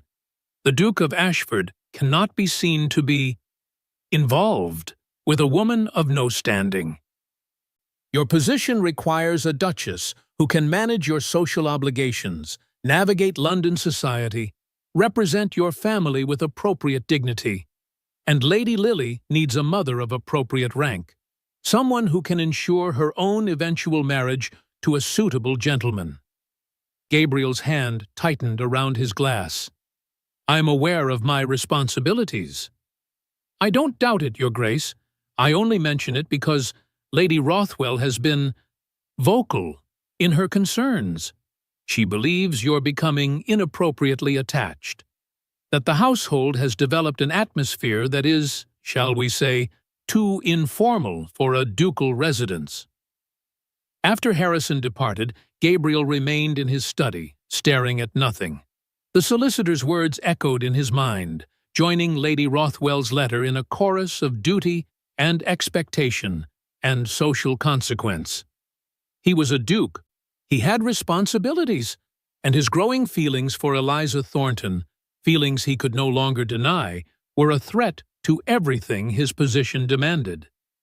Lady Rothwell arrived a day early. The carriage swept up the drive on Wednesday afternoon, catching them entirely unprepared. Gabriel was in his study. Eliza was teaching Lily mathematics in the schoolroom, and no one was positioned to greet the late Duchess's mother with appropriate ceremony. She swept into the house like an elegant storm, a woman in her 60s who had clearly been a great beauty in her youth, and still carried herself with regal bearing. Her silver hair was arranged in perfect coils, her traveling dress was the height of fashion, and her eyes, the same warm brown as Arabella's, were sharp as cut glass. "Gabriel." She presented her cheek for his kiss, having intercepted him in the entrance hall. "I hope my early arrival doesn't inconvenience you." "Of course not, Lady Rothwell. You're always welcome." "How gracious." Her smile didn't reach her eyes. "Where is my granddaughter?" "In the schoolroom with Miss Thornton. Shall I—" But Lady Rothwell was already moving, following Mrs. Pemberton's directions with the confidence of someone who'd once been mistress of this house. Gabriel had no choice but to follow. They found Eliza and Lily bent over a slate, working through a mathematical problem together. At the sound of the door, Lily looked up, and her face transformed with joy. "Grandmother!" She flew from her chair and across the room, launching herself at Lady Rothwell with complete abandon.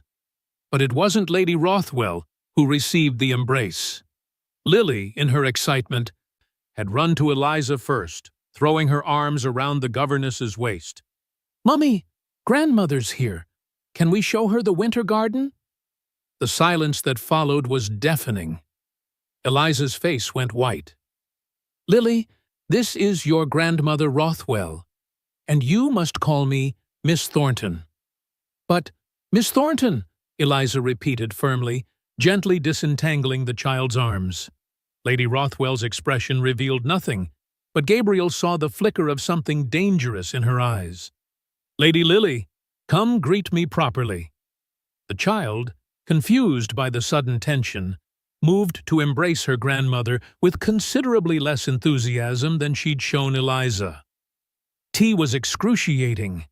Lady Rothwell maintained perfect civility, but her questions to Eliza carried subtle barbs that drew blood without leaving visible wounds. "How quaint that you teach from imagination rather than established texts, Miss Thornton. I suppose modern ideas have their place, though one must be careful not to fill a duke's daughter with unsuitable notions." Eliza, maintaining her dignity admirably, responded with measured calm.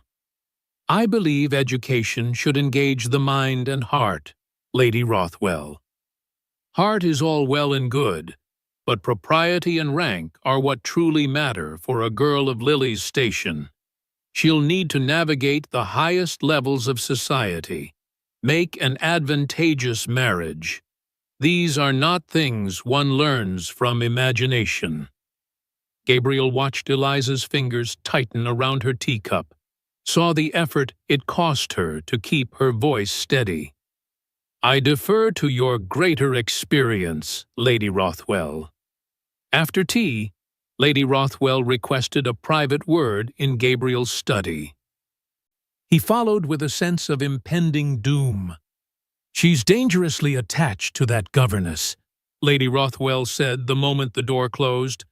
"And unless I'm mistaken, Gabriel, so are you.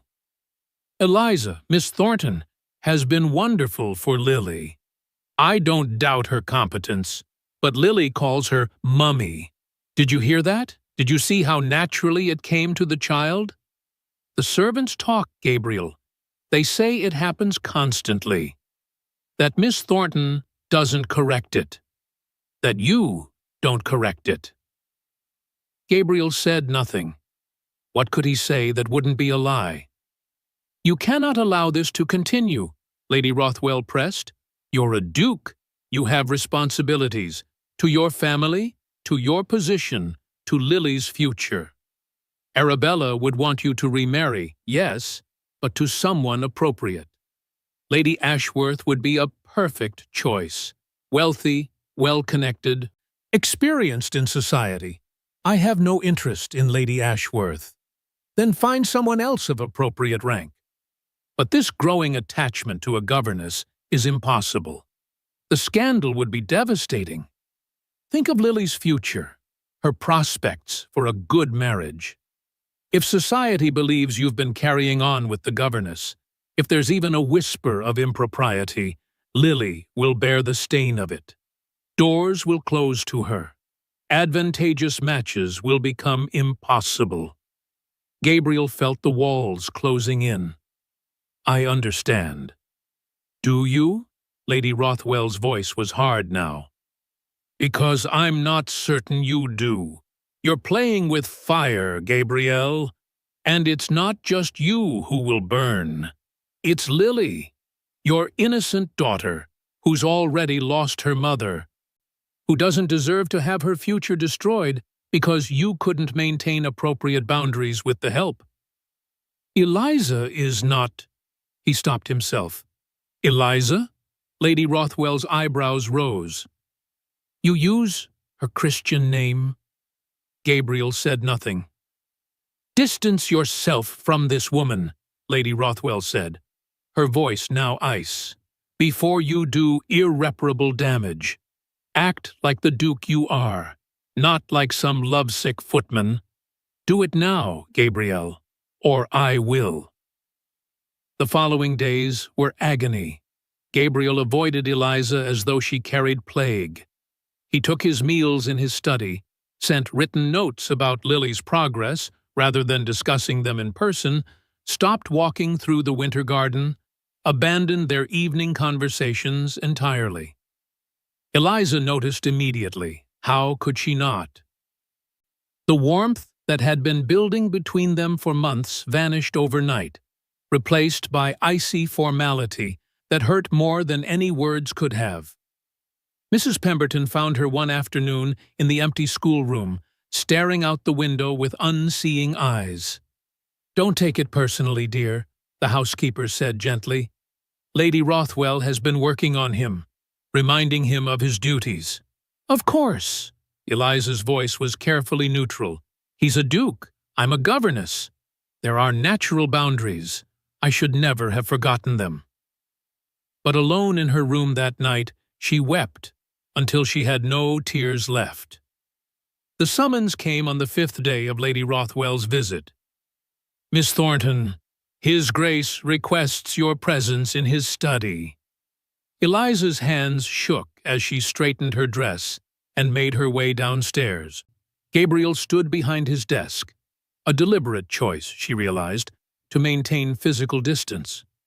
His face was a mask of cold formality. "Miss Thornton, please, sit." She remained standing. "I prefer to stand, Your Grace." A muscle tightened in his jaw. "Very well.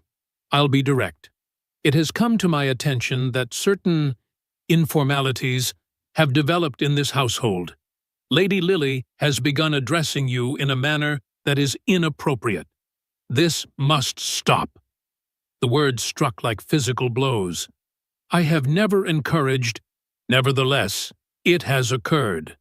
He cut her off, his voice like ice. "Going forward, I require you to maintain strict professional boundaries. You are Lady Lily's governess, nothing more."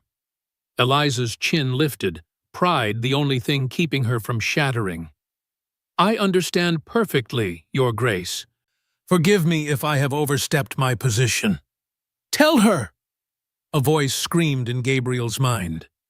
"Tell her you're protecting her, that the scandal would destroy her, that you're doing this because you love her." But the words wouldn't come. He stood frozen behind his desk, trapped by duty and fear and the weight of expectations he'd carried his entire life. "If my services are no longer satisfactory," Eliza said, her voice shaking despite her best efforts, "I can seek a position elsewhere." Panic flared in Gabriel's chest. "That won't be necessary, provided you maintain appropriate distance." "You have my word, Your Grace." Each word was coated in frost. "I shall be nothing but professional." She turned and left, her spine straight, her dignity intact. Behind her, Gabriel sank into his chair and pressed his palms against his eyes. In the hallway, unseen, Lady Rothwell nodded with satisfaction. Eliza became a ghost in her own life, present, but not truly there, performing her duties with mechanical precision while feeling nothing at all. Lily sensed the change immediately. "Why doesn't Mummy smile anymore?" she asked Gabriel one evening, her voice small and confused. "You must call her Miss Thornton, Lily." "But why? Why can't I call her Mummy?" "Because it's not proper." "But I don't want proper." Tears spilled down the child's face. "I want my Mummy back." When Eliza tried to enforce the correction, "You must call me Miss Thornton, darling. It's proper," Lily's anguish only increased. "I'm not your mother, Lily. I'm your teacher." Lily ran away crying, and Gabriel, watching from the hallway, felt his heart break into pieces. The letter of resignation appeared on Gabriel's desk 3 days later, delivered by Mrs. Pemberton with obvious reluctance. "She asked me to give you this, Your Grace." Gabriel unfolded it with unsteady hands. The writing was Eliza's, clear and elegant, but marred by what could only be tear stains. "Your Grace, I hereby tender my resignation, effective at the end of the month. I believe it is in everyone's best interest that I seek employment elsewhere. Respectfully, Miss E. Thornton." "She's upstairs packing," Mrs. Pemberton said quietly. "She won't reconsider." "I tried, Your Grace. She's set on leaving." "Thank you, Mrs. Pemberton." After the housekeeper departed, Gabriel sat in the growing darkness, the letter in his hands, staring at nothing. He'd achieved what he thought he wanted: appropriate distance, protection from scandal, the preservation of his family's reputation. But the victory felt like ashes in his mouth. In her room, Eliza folded her few possessions with methodical care, each movement precise and controlled. She wouldn't cry anymore. She'd done enough of that. She'd survived her mother's death. She'd survived this. But she knew, with terrible certainty, that a part of her would remain in this house forever. In the nursery, Lily cried herself to sleep, clutching the blue ribbon from the Christmas fair, the one Gabriel had given Eliza, which Eliza had secretly left on the child's pillow as a goodbye gift. And in his study, Gabriel Sinclair sat alone in the darkness, wondering how doing the right thing could feel so entirely, devastatingly wrong. Chapter 7. The Breaking Point. 5 days had passed since Eliza submitted her resignations. 3 more remained until her departure. Ashford Manor felt like a tomb. The servants moved through the corridors with hushed voices and worried glances. Even the winter sunlight streaming through the windows seemed muted, as though the house itself mourned what was being lost. Gabriel threw himself into estate business with grim determination, reviewing accounts until his eyes burned, meeting with tenants, inspecting buildings that needed no inspection. Anything to avoid the hollow ache in his chest, the knowledge that he was destroying something precious through his own cowardice. Eliza maintained perfect professional distance.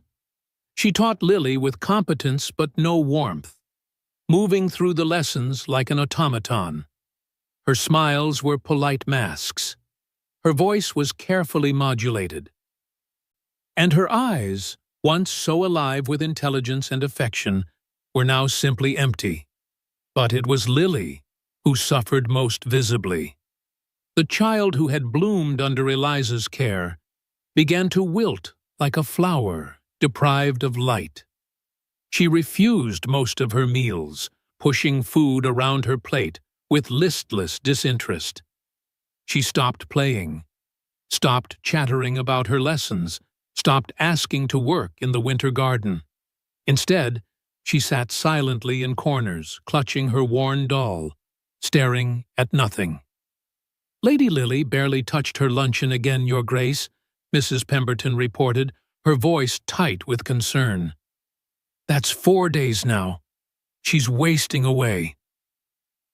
Gabriel summoned the village doctor, who examined Lily thoroughly and found nothing physically wrong. "It's melancholy, Your Grace," Dr. Patterson said, snapping his medical bag closed. "The child is heartsick. I've seen it before in children who've suffered great loss. She believes she's being abandoned again."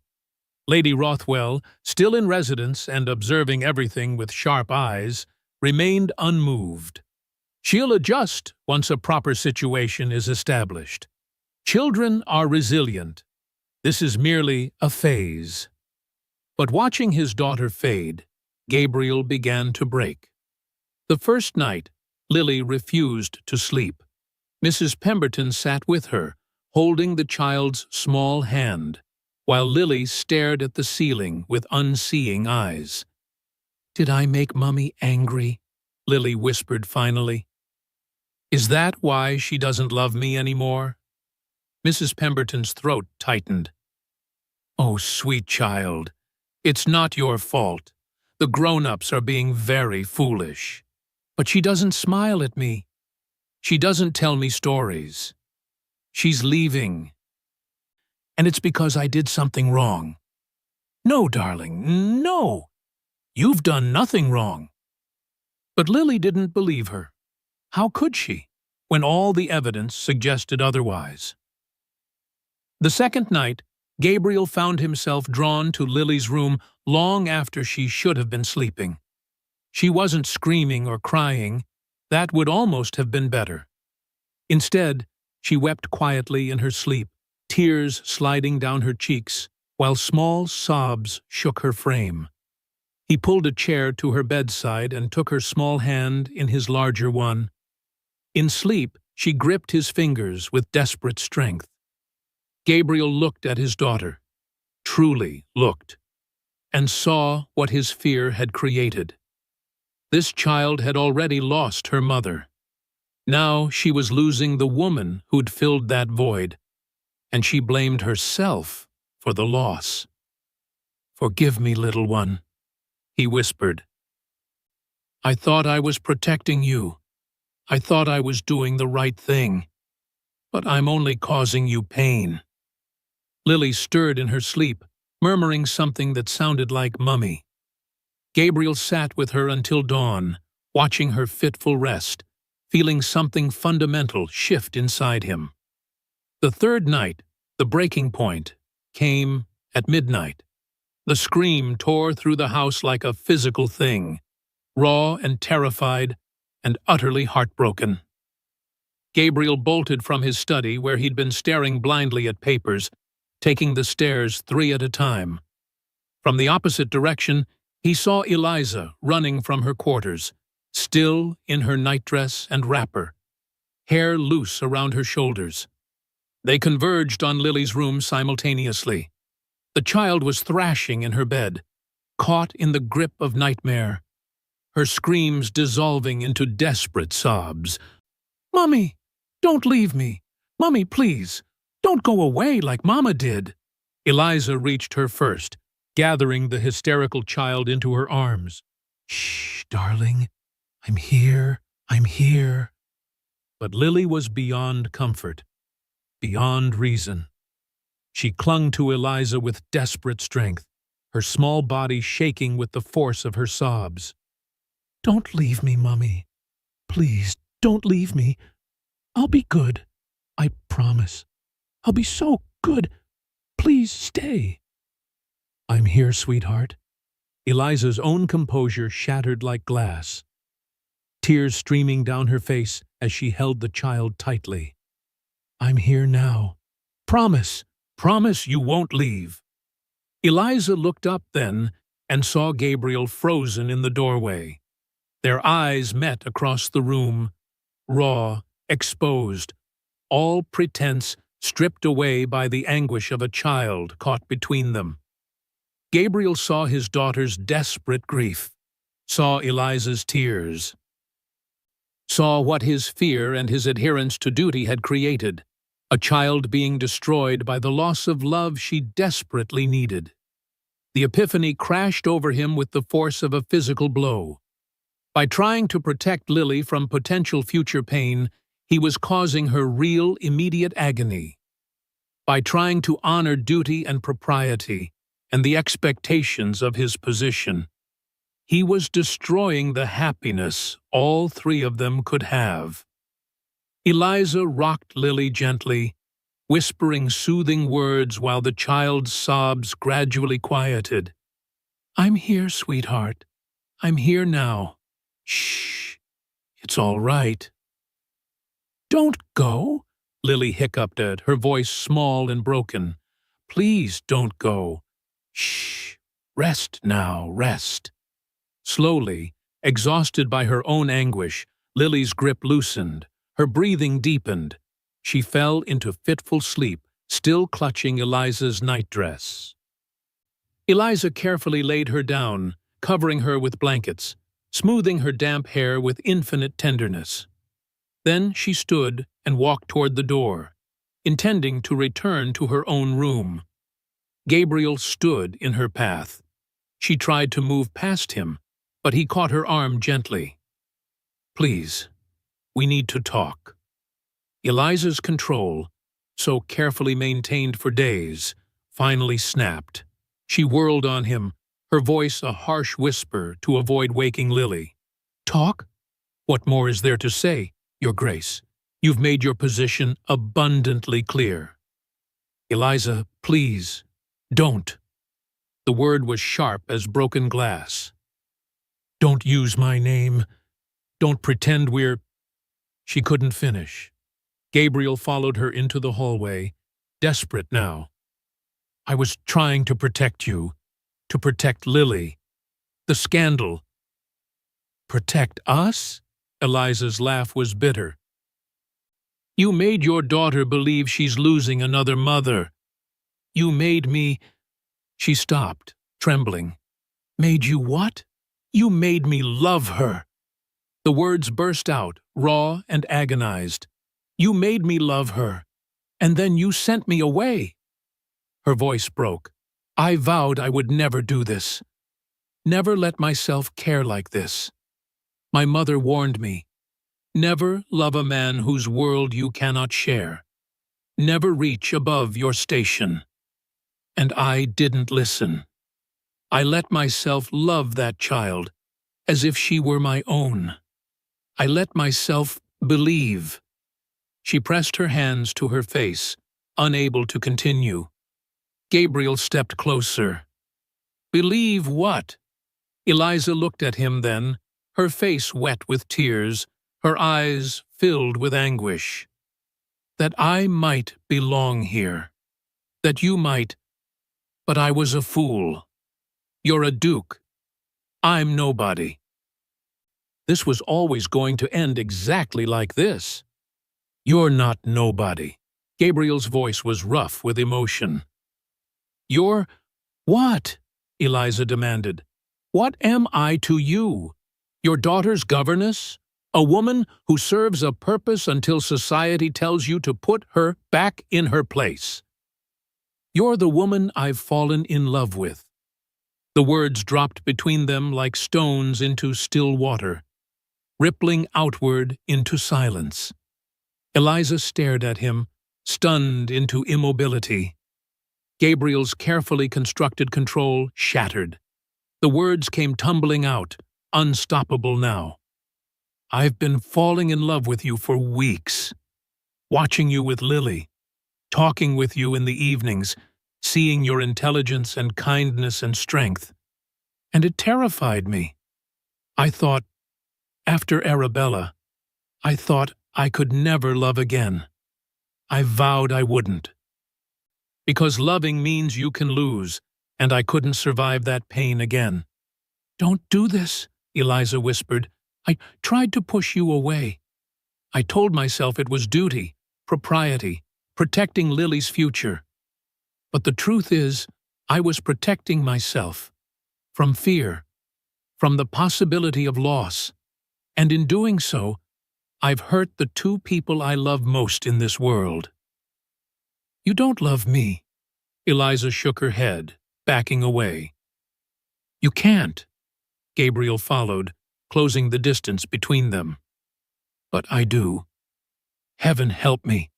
I do. Then you're a fool. Eliza's voice broke entirely. Because I'm the schoolmaster's daughter who vowed never to love anyone, who spent her whole life building walls to protect her heart, and you've destroyed every one of them. She was crying now, openly. I love you, and I love Lily. And it's going to destroy me because this cannot be. Your world won't accept it. Lady Rothwell made that abundantly clear. Then we'll face that world together. You don't understand what you're asking. Eliza's voice was desperate now. The scandal will follow us everywhere. Your family, your peers, they'll never accept me. Lily will suffer for it. People will call her the governess's stepdaughter, treat her as tainted by association with someone so far beneath her station. Or they'll see that love matters more than rank, that happiness is worth fighting for. And if they don't, if the doors close, if Lily is excluded from society because her father married the help, Gabriel took both her hands in his. She didn't pull away, though she trembled like a bird. Then we'll make our own society, the three of us. And anyone who truly cares for us will accept our choice. You say that now, Eliza whispered. But in a year, 2 years, when the invitations stop coming, when other dukes won't associate with you, when Lily struggles to find a suitable match because of me, will you still feel the same? Yes. Gabriel's voice was absolute. Because a life of cold propriety without you is no life at all. These 3 years since Arabella died, I've been existing, not living. You've brought me back to life, Eliza. You've brought all of us back to life. They were inches apart now, the hallway dim around them, the house silent except for their ragged breathing. I'm so afraid, Eliza whispered. So am I. But I'm more afraid of losing you. Your Grace? Gabriel. His voice was soft but insistent. Please, just Gabriel. Gabriel.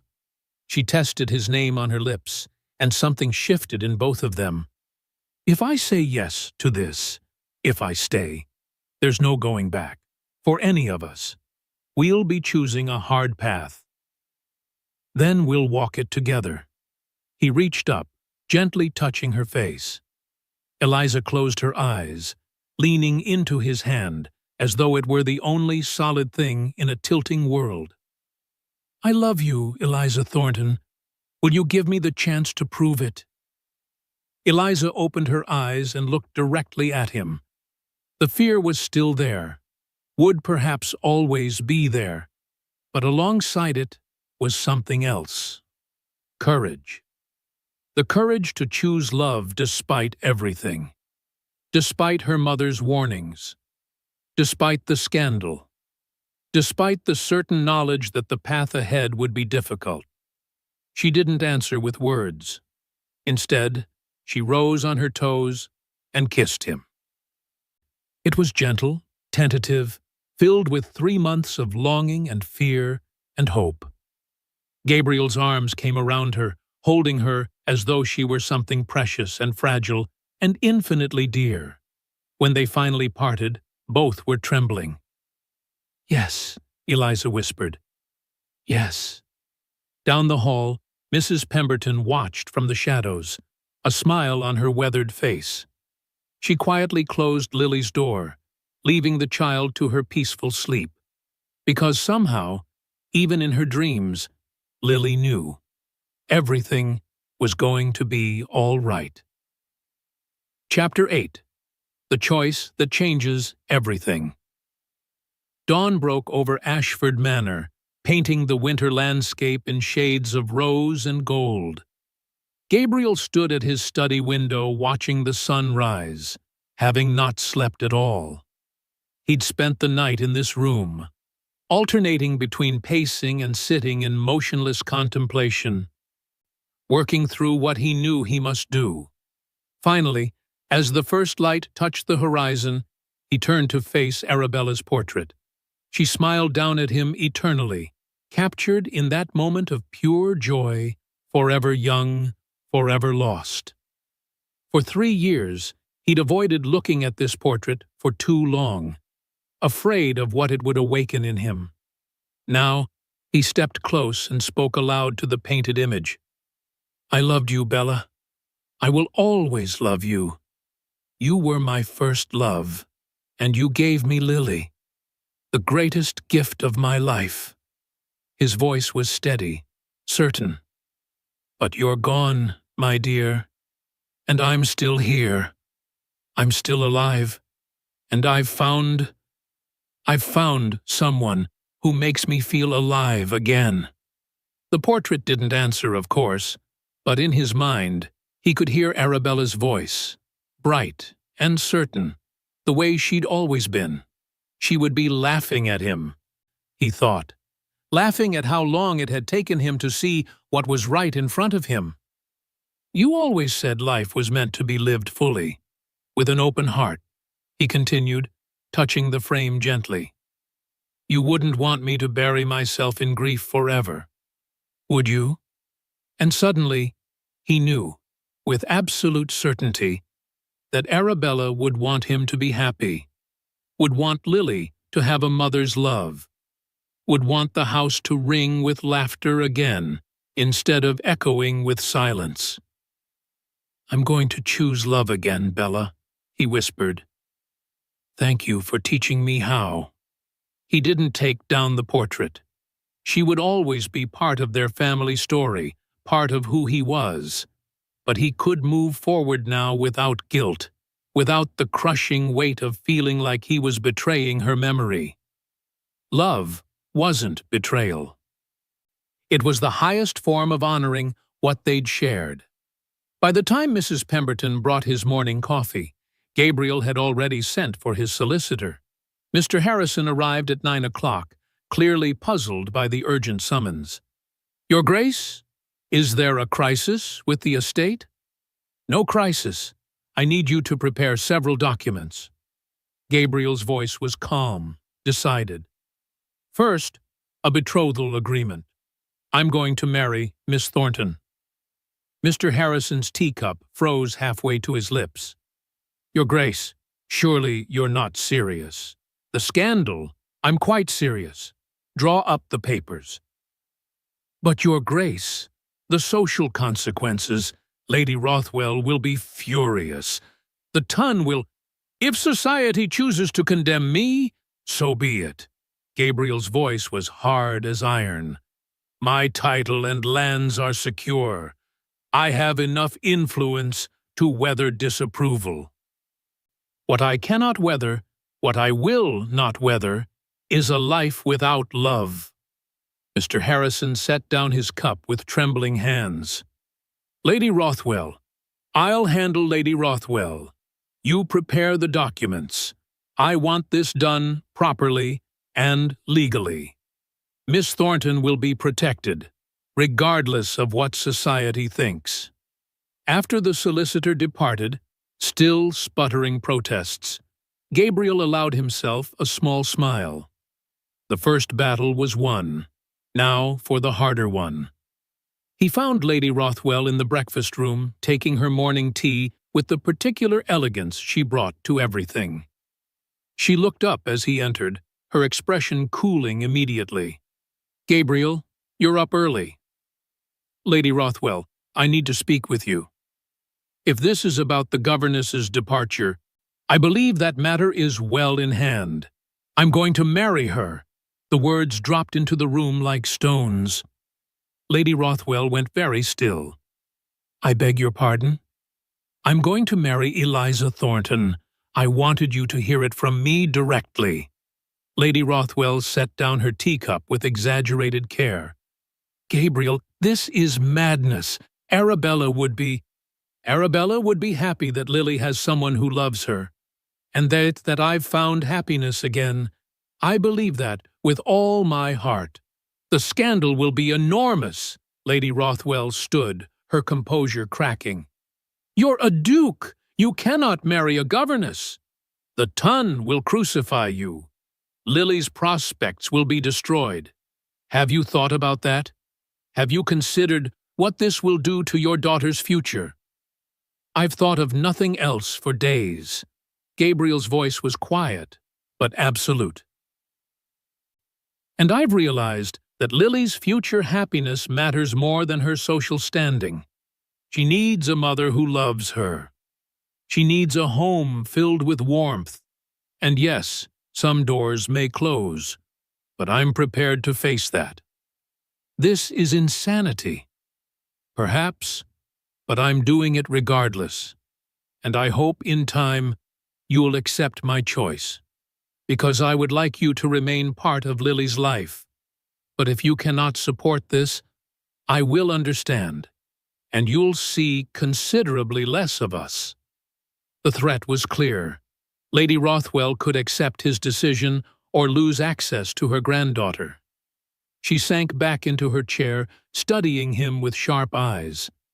She truly loves Lily, as much as any mother could. And you truly love her? More than I thought possible. Lady Rothwell was silent for a long moment, her fingers drumming against the table. Finally, she sighed, a sound of resignation mixed with something that might have been grudging respect. Arabella always said you were too proper, too bound by duty. She wanted you to be brave. A pause. She would have liked this, I think. Your governess. She has spine, at least. And heart. Does that mean? I don't approve, Lady Rothwell said firmly. I think you're making a terrible mistake. But I won't stand in your way. And I won't abandon Lily over this. Someone needs to help that child navigate society with a governess for a stepmother. It wasn't enthusiastic support, but it was acceptance. And right now, that was enough. Gabriel found Eliza in the schoolroom with Lily. The child was noticeably brighter this morning, sitting up straight, working through her mathematics with something approaching her old enthusiasm. She looked up as he entered, and her smile was tentative but real. Papa, look, I've solved the problem Miss Thornton set me. Excellent work, darling. He turned to Eliza, who was watching him with guarded hope in her eyes. Lady Lily, may I borrow Miss Thornton for a walk? Lily's eyes went wide. You're not angry anymore?" "I was never angry, little one. Only foolish. May I?" "Yes, Papa." The child's smile blazed now, brilliant as sunshine. Gabriel extended his hand to Eliza. She took it with trembling fingers, and they walked together through the house in silence. Down the stairs, through the corridors, out into the winter garden, where frost still glittered on the restored beds. The morning sun illuminated everything, the plants they'd saved together, the pathways they'd cleared. The evidence of love and care that had brought beauty back from neglect. Gabriel turned to face Eliza, taking both her hands in his. "I spoke with Lady Rothwell and my solicitor." His voice was steady despite the racing of his heart. If you'll have me, I'm asking you to marry me, properly, not because it's convenient, not just for Lily, but because I love you, because I want to build a life with you." "Gabriel, I still fear. I know, so do I. There will be scandal. Some doors will close. Society will gossip viciously." He squeezed her hands gently. "But other doors will open, doors to a life filled with love and genuine connection. And honestly, Eliza, I'd rather have one real friend than 100 false ones. I'd rather be happy with you than miserable with society's approval." "You're sure?" Her voice was barely a whisper. "I've never been more sure of anything." Tears filled Eliza's eyes, but she was smiling, truly smiling, for the first time in days. "Then yes, I'll marry you." Gabriel pulled her into his arms, holding her as though she were the answer to every question he'd ever asked. For the first time since Arabella's death, he felt complete. "Shall we tell Lily together?" They returned to the schoolroom hand in hand. Lily looked up from her work, her eyes going wide at the sight of them. Gabriel lifted his daughter onto his lap, Eliza kneeling beside them so they were all at eye level. "Lily, darling, how would you feel if Miss Thornton, if Eliza, stayed with us forever?" "Forever and ever?" The child's voice was breathless with hope. Eliza took Lily's small hand in hers. "Forever and ever. I'm going to marry your papa, and I'll be your mama. If that's all right with you." For a moment, Lily was absolutely still, as though afraid that moving might shatter the dream. Then her face transformed, pure joy radiating from every feature. "You'll really be my mummy? My real mummy?" "I'll really be your mummy." Lily threw her arms around Eliza first, then reached for Gabriel, pulling them all together into an embrace that felt like coming home. "I love you, Mummy. I love you, Papa." "We love you too, darling," Eliza whispered, tears streaming down her face. "So very much." In the doorway, Mrs. Pemberton watched with glistening eyes, dabbing at them with her handkerchief. A family. Finally, blessedly complete. That evening, Gabriel sat at his desk, writing letters to his peers, formally announcing his engagement to Miss Eliza Thornton. He didn't apologize. He didn't explain or justify. He simply stated the facts with quiet dignity. Some responses, he knew, would be cold, others might be warm, but as he sealed each letter with his ducal crest, he felt lighter than he had in years. The weight he'd carried since Arabella's death had finally lifted. In her room, Eliza sat at her small writing desk, penning her own letter. "Dearest Sarah, you were right, dear friend. I was protecting my heart by deciding happiness was impossible. But it turns out, love is worth the risk. It's worth everything. I'm going to marry the Duke. Yes, there will be scandal. Yes, society will condemn us. But we'll face it together, Gabriel, Lily, and I. Wish me joy, Sarah, because for the first time in my life, I believe I deserve it. Your loving friend, Eliza. In the nursery, Lily slept peacefully, the blue ribbon from the Christmas fair tied around her doll's wrist. She dreamed of spring flowers in the winter garden, of laughter echoing through Ashford Manor's halls, of a family whole and happy, and hers. And in those dreams, two mothers smiled down at her, one in heaven, one soon to be bound by marriage vows, both loving her absolutely. The hard path still lay ahead, but they would walk it together, and that made all the difference. 3 months later, spring had transformed Yorkshire into a tapestry of green and gold, and on a bright April morning, the village church bells rang with particular joy. The church was full, though notably not with London aristocracy.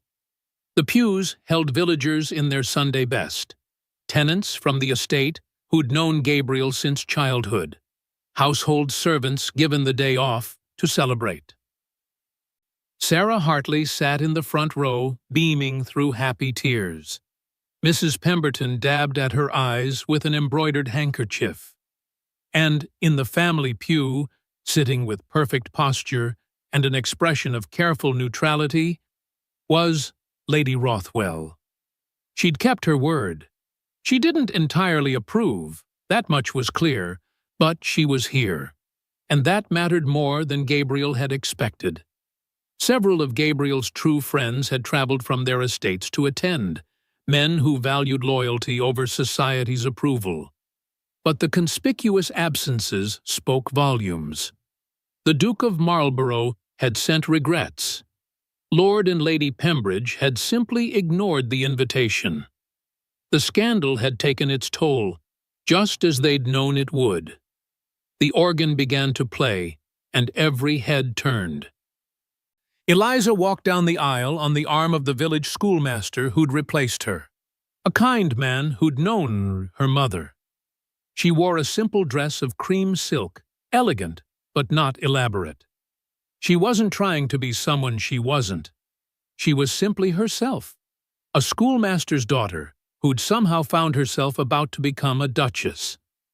Beside her walked Lily in a dress of pale blue, carrying a basket of spring flowers and radiating such pure joy that several guests found themselves smiling despite their tears. At the altar, Gabriel waited, and when he saw Eliza, his face transformed, all the cold formality that had defined him for 3 years melting away, replaced by wonder and love and gratitude. The ceremony was simple, heartfelt, conducted by the village vicar who'd baptized Gabriel and later married him to Arabella. The old man's voice shook slightly as he spoke the traditional words, but his smile was genuine. "Gabriel Sinclair, Duke of Ashford, will you take this woman to be your lawfully wedded wife?" "I will." Gabriel's voice rang clear and certain through the church. "Eliza Thornton, will you take this man to be your lawfully wedded husband?" "I will." Eliza was crying now, but they were tears of joy, the kind that come when something you'd believed impossible becomes gloriously, undeniably real. "Then by the power vested in me, I pronounce you husband and wife. You may kiss your bride." Gabriel cupped Eliza's face in his hands and kissed her gently, thoroughly, while the church erupted in applause. "That's my mummy and papa!" Lily shouted with pure delight, jumping up and down. Laughter rippled through the congregation, warm and genuine, and utterly without judgment. The wedding breakfast at Ashford Manor was modest by aristocratic standards, but rich in warmth. The dining room overflowed with guests, conversation flowing as freely as the wine. Sarah found Eliza near the windows, looking out at the spring gardens. "You look happy, my dear, truly happy." "I am," Eliza turned, smiling. "Terrified sometimes. There are still ladies who cut me in the village, invitations that don't come. But happy, Sarah, so happy. That's all that matters." Later, Lady Rothwell approached. Her expression was carefully composed, but something in her eyes had softened since that terrible confrontation 3 months ago. "Miss Thornton, forgive me, Your Grace. I must become accustomed to your new title." "Eliza is fine, Lady Rothwell. Duchess will do, but there was no sting in it. I won't pretend this is what I would have chosen for Gabriel. But you clearly love my granddaughter, and you've brought life back to my son-in-law's eyes. So, welcome to the family, Duchess." It wasn't warm, but it was genuine acceptance, and that was everything. "Thank you, Lady Rothwell." Eliza's voice was sincere. "I promise to honor Arabella's memory by loving her daughter as my own." Lady Rothwell studied her for a long moment. "See that you do," she said finally, but her hand briefly touched Eliza's arm, a gesture of connection, however tentative. As the afternoon waned, Gabriel and Eliza slipped away to the winter garden. It was in full bloom now, roses climbing the trellises, lavender scenting the air. Everything Arabella had planted, thriving once more. "Any regrets?" Gabriel asked, pulling Eliza close. "Not a single one. You? Only that I didn't have the courage to do this sooner." They kissed among the flowers, the spring sunshine warm on their faces, the future stretching before them, uncertain in its particulars but sure in its foundation. "Mummy! Papa!" They turned to see Lily racing toward them, her flower crown askew, her face flushed with excitement. "Come dance! Mrs. Pemberton says there's cake." She grabbed both their hands, pulling them back toward the house where music and laughter spilled from the open windows. As they walked, the three of them silhouetted against the spring sunshine, Eliza felt a profound sense of rightness settle over her. My mother believed love was dangerous, a trap that would only lead to pain, she thought. And perhaps for her, it was. But I've learned that the real danger isn't in loving. It's in being so afraid of pain that you never allow yourself to live. Yes, some doors have closed. Yes, we face disapproval from people who value rank over character. But we've gained something infinitely more precious. A family built on genuine love. A life lived with open hearts. Gabriel's thoughts ran parallel to hers. I vowed never to love again, believing it honored Arabella's memory. But I was wrong. The greatest way to honor someone you've loved is to keep your heart open, to let their legacy be love itself, continuing forward. Arabella taught me how to love. Eliza has taught me how to love again. And together, we're teaching Lily that love is always worth choosing, even when it's difficult. They reached the house where their guests were celebrating. Not the grand ton, but real people who truly cared for them. "Come on, Mummy! Come on, Papa!" Lily called, already racing ahead. Gabriel and Eliza followed hand in hand, a duke who chose love over duty, a teacher who chose courage over fear, and the child who brought them together. A family, imperfect but real, and that, they both knew, was more than enough. It was everything. And so, dear listeners, our story comes to a close. But perhaps yours is just beginning. If Gabriel and Eliza's journey touched your heart, if you found yourself hoping alongside them, crying with them, celebrating their courage to choose love despite the world's disapproval, then I have a small favor to ask. Please, take just a moment to press that like button It tells me that stories like this, stories of second chances, of walls crumbling, of love that conquers fear, are the ones you want to hear more of. Every like is a message that says, "Yes, Lyra, more of this, please." And if you're not yet part of our family here at Lyra's Romance Stories, click that subscribe button and ring the notification bell. Because I have so many more tales to share with you, stories of dukes and governesses, of forbidden love and hard-won happiness, of characters who must choose between duty and desire, between safety and the terrifying beauty of opening their hearts. Tell me in the comments, would you have had the courage to stay, as Eliza did? Or would you have fled to protect your heart? Have you ever had to choose between what society expected and what your heart demanded?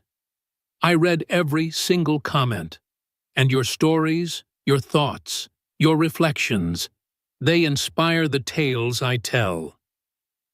New stories arrive every day, historical romances filled with longing and tension, with characters who feel real enough to touch, with love that is earned through struggle and sacrifice and courage. So subscribe if you haven't already. Hit that like button if Gabriel and Eliza's story made you believe in love again. And share this with someone who needs to hear that it's never too late to tear down walls, to risk your heart, to choose love even when it's the hardest thing in the world. Until next time, dear friends, remember, the greatest love stories aren't about perfect people in perfect circumstances. They're about imperfect people finding the courage to love anyway. I'm Lyra, and I'll see you in the next story.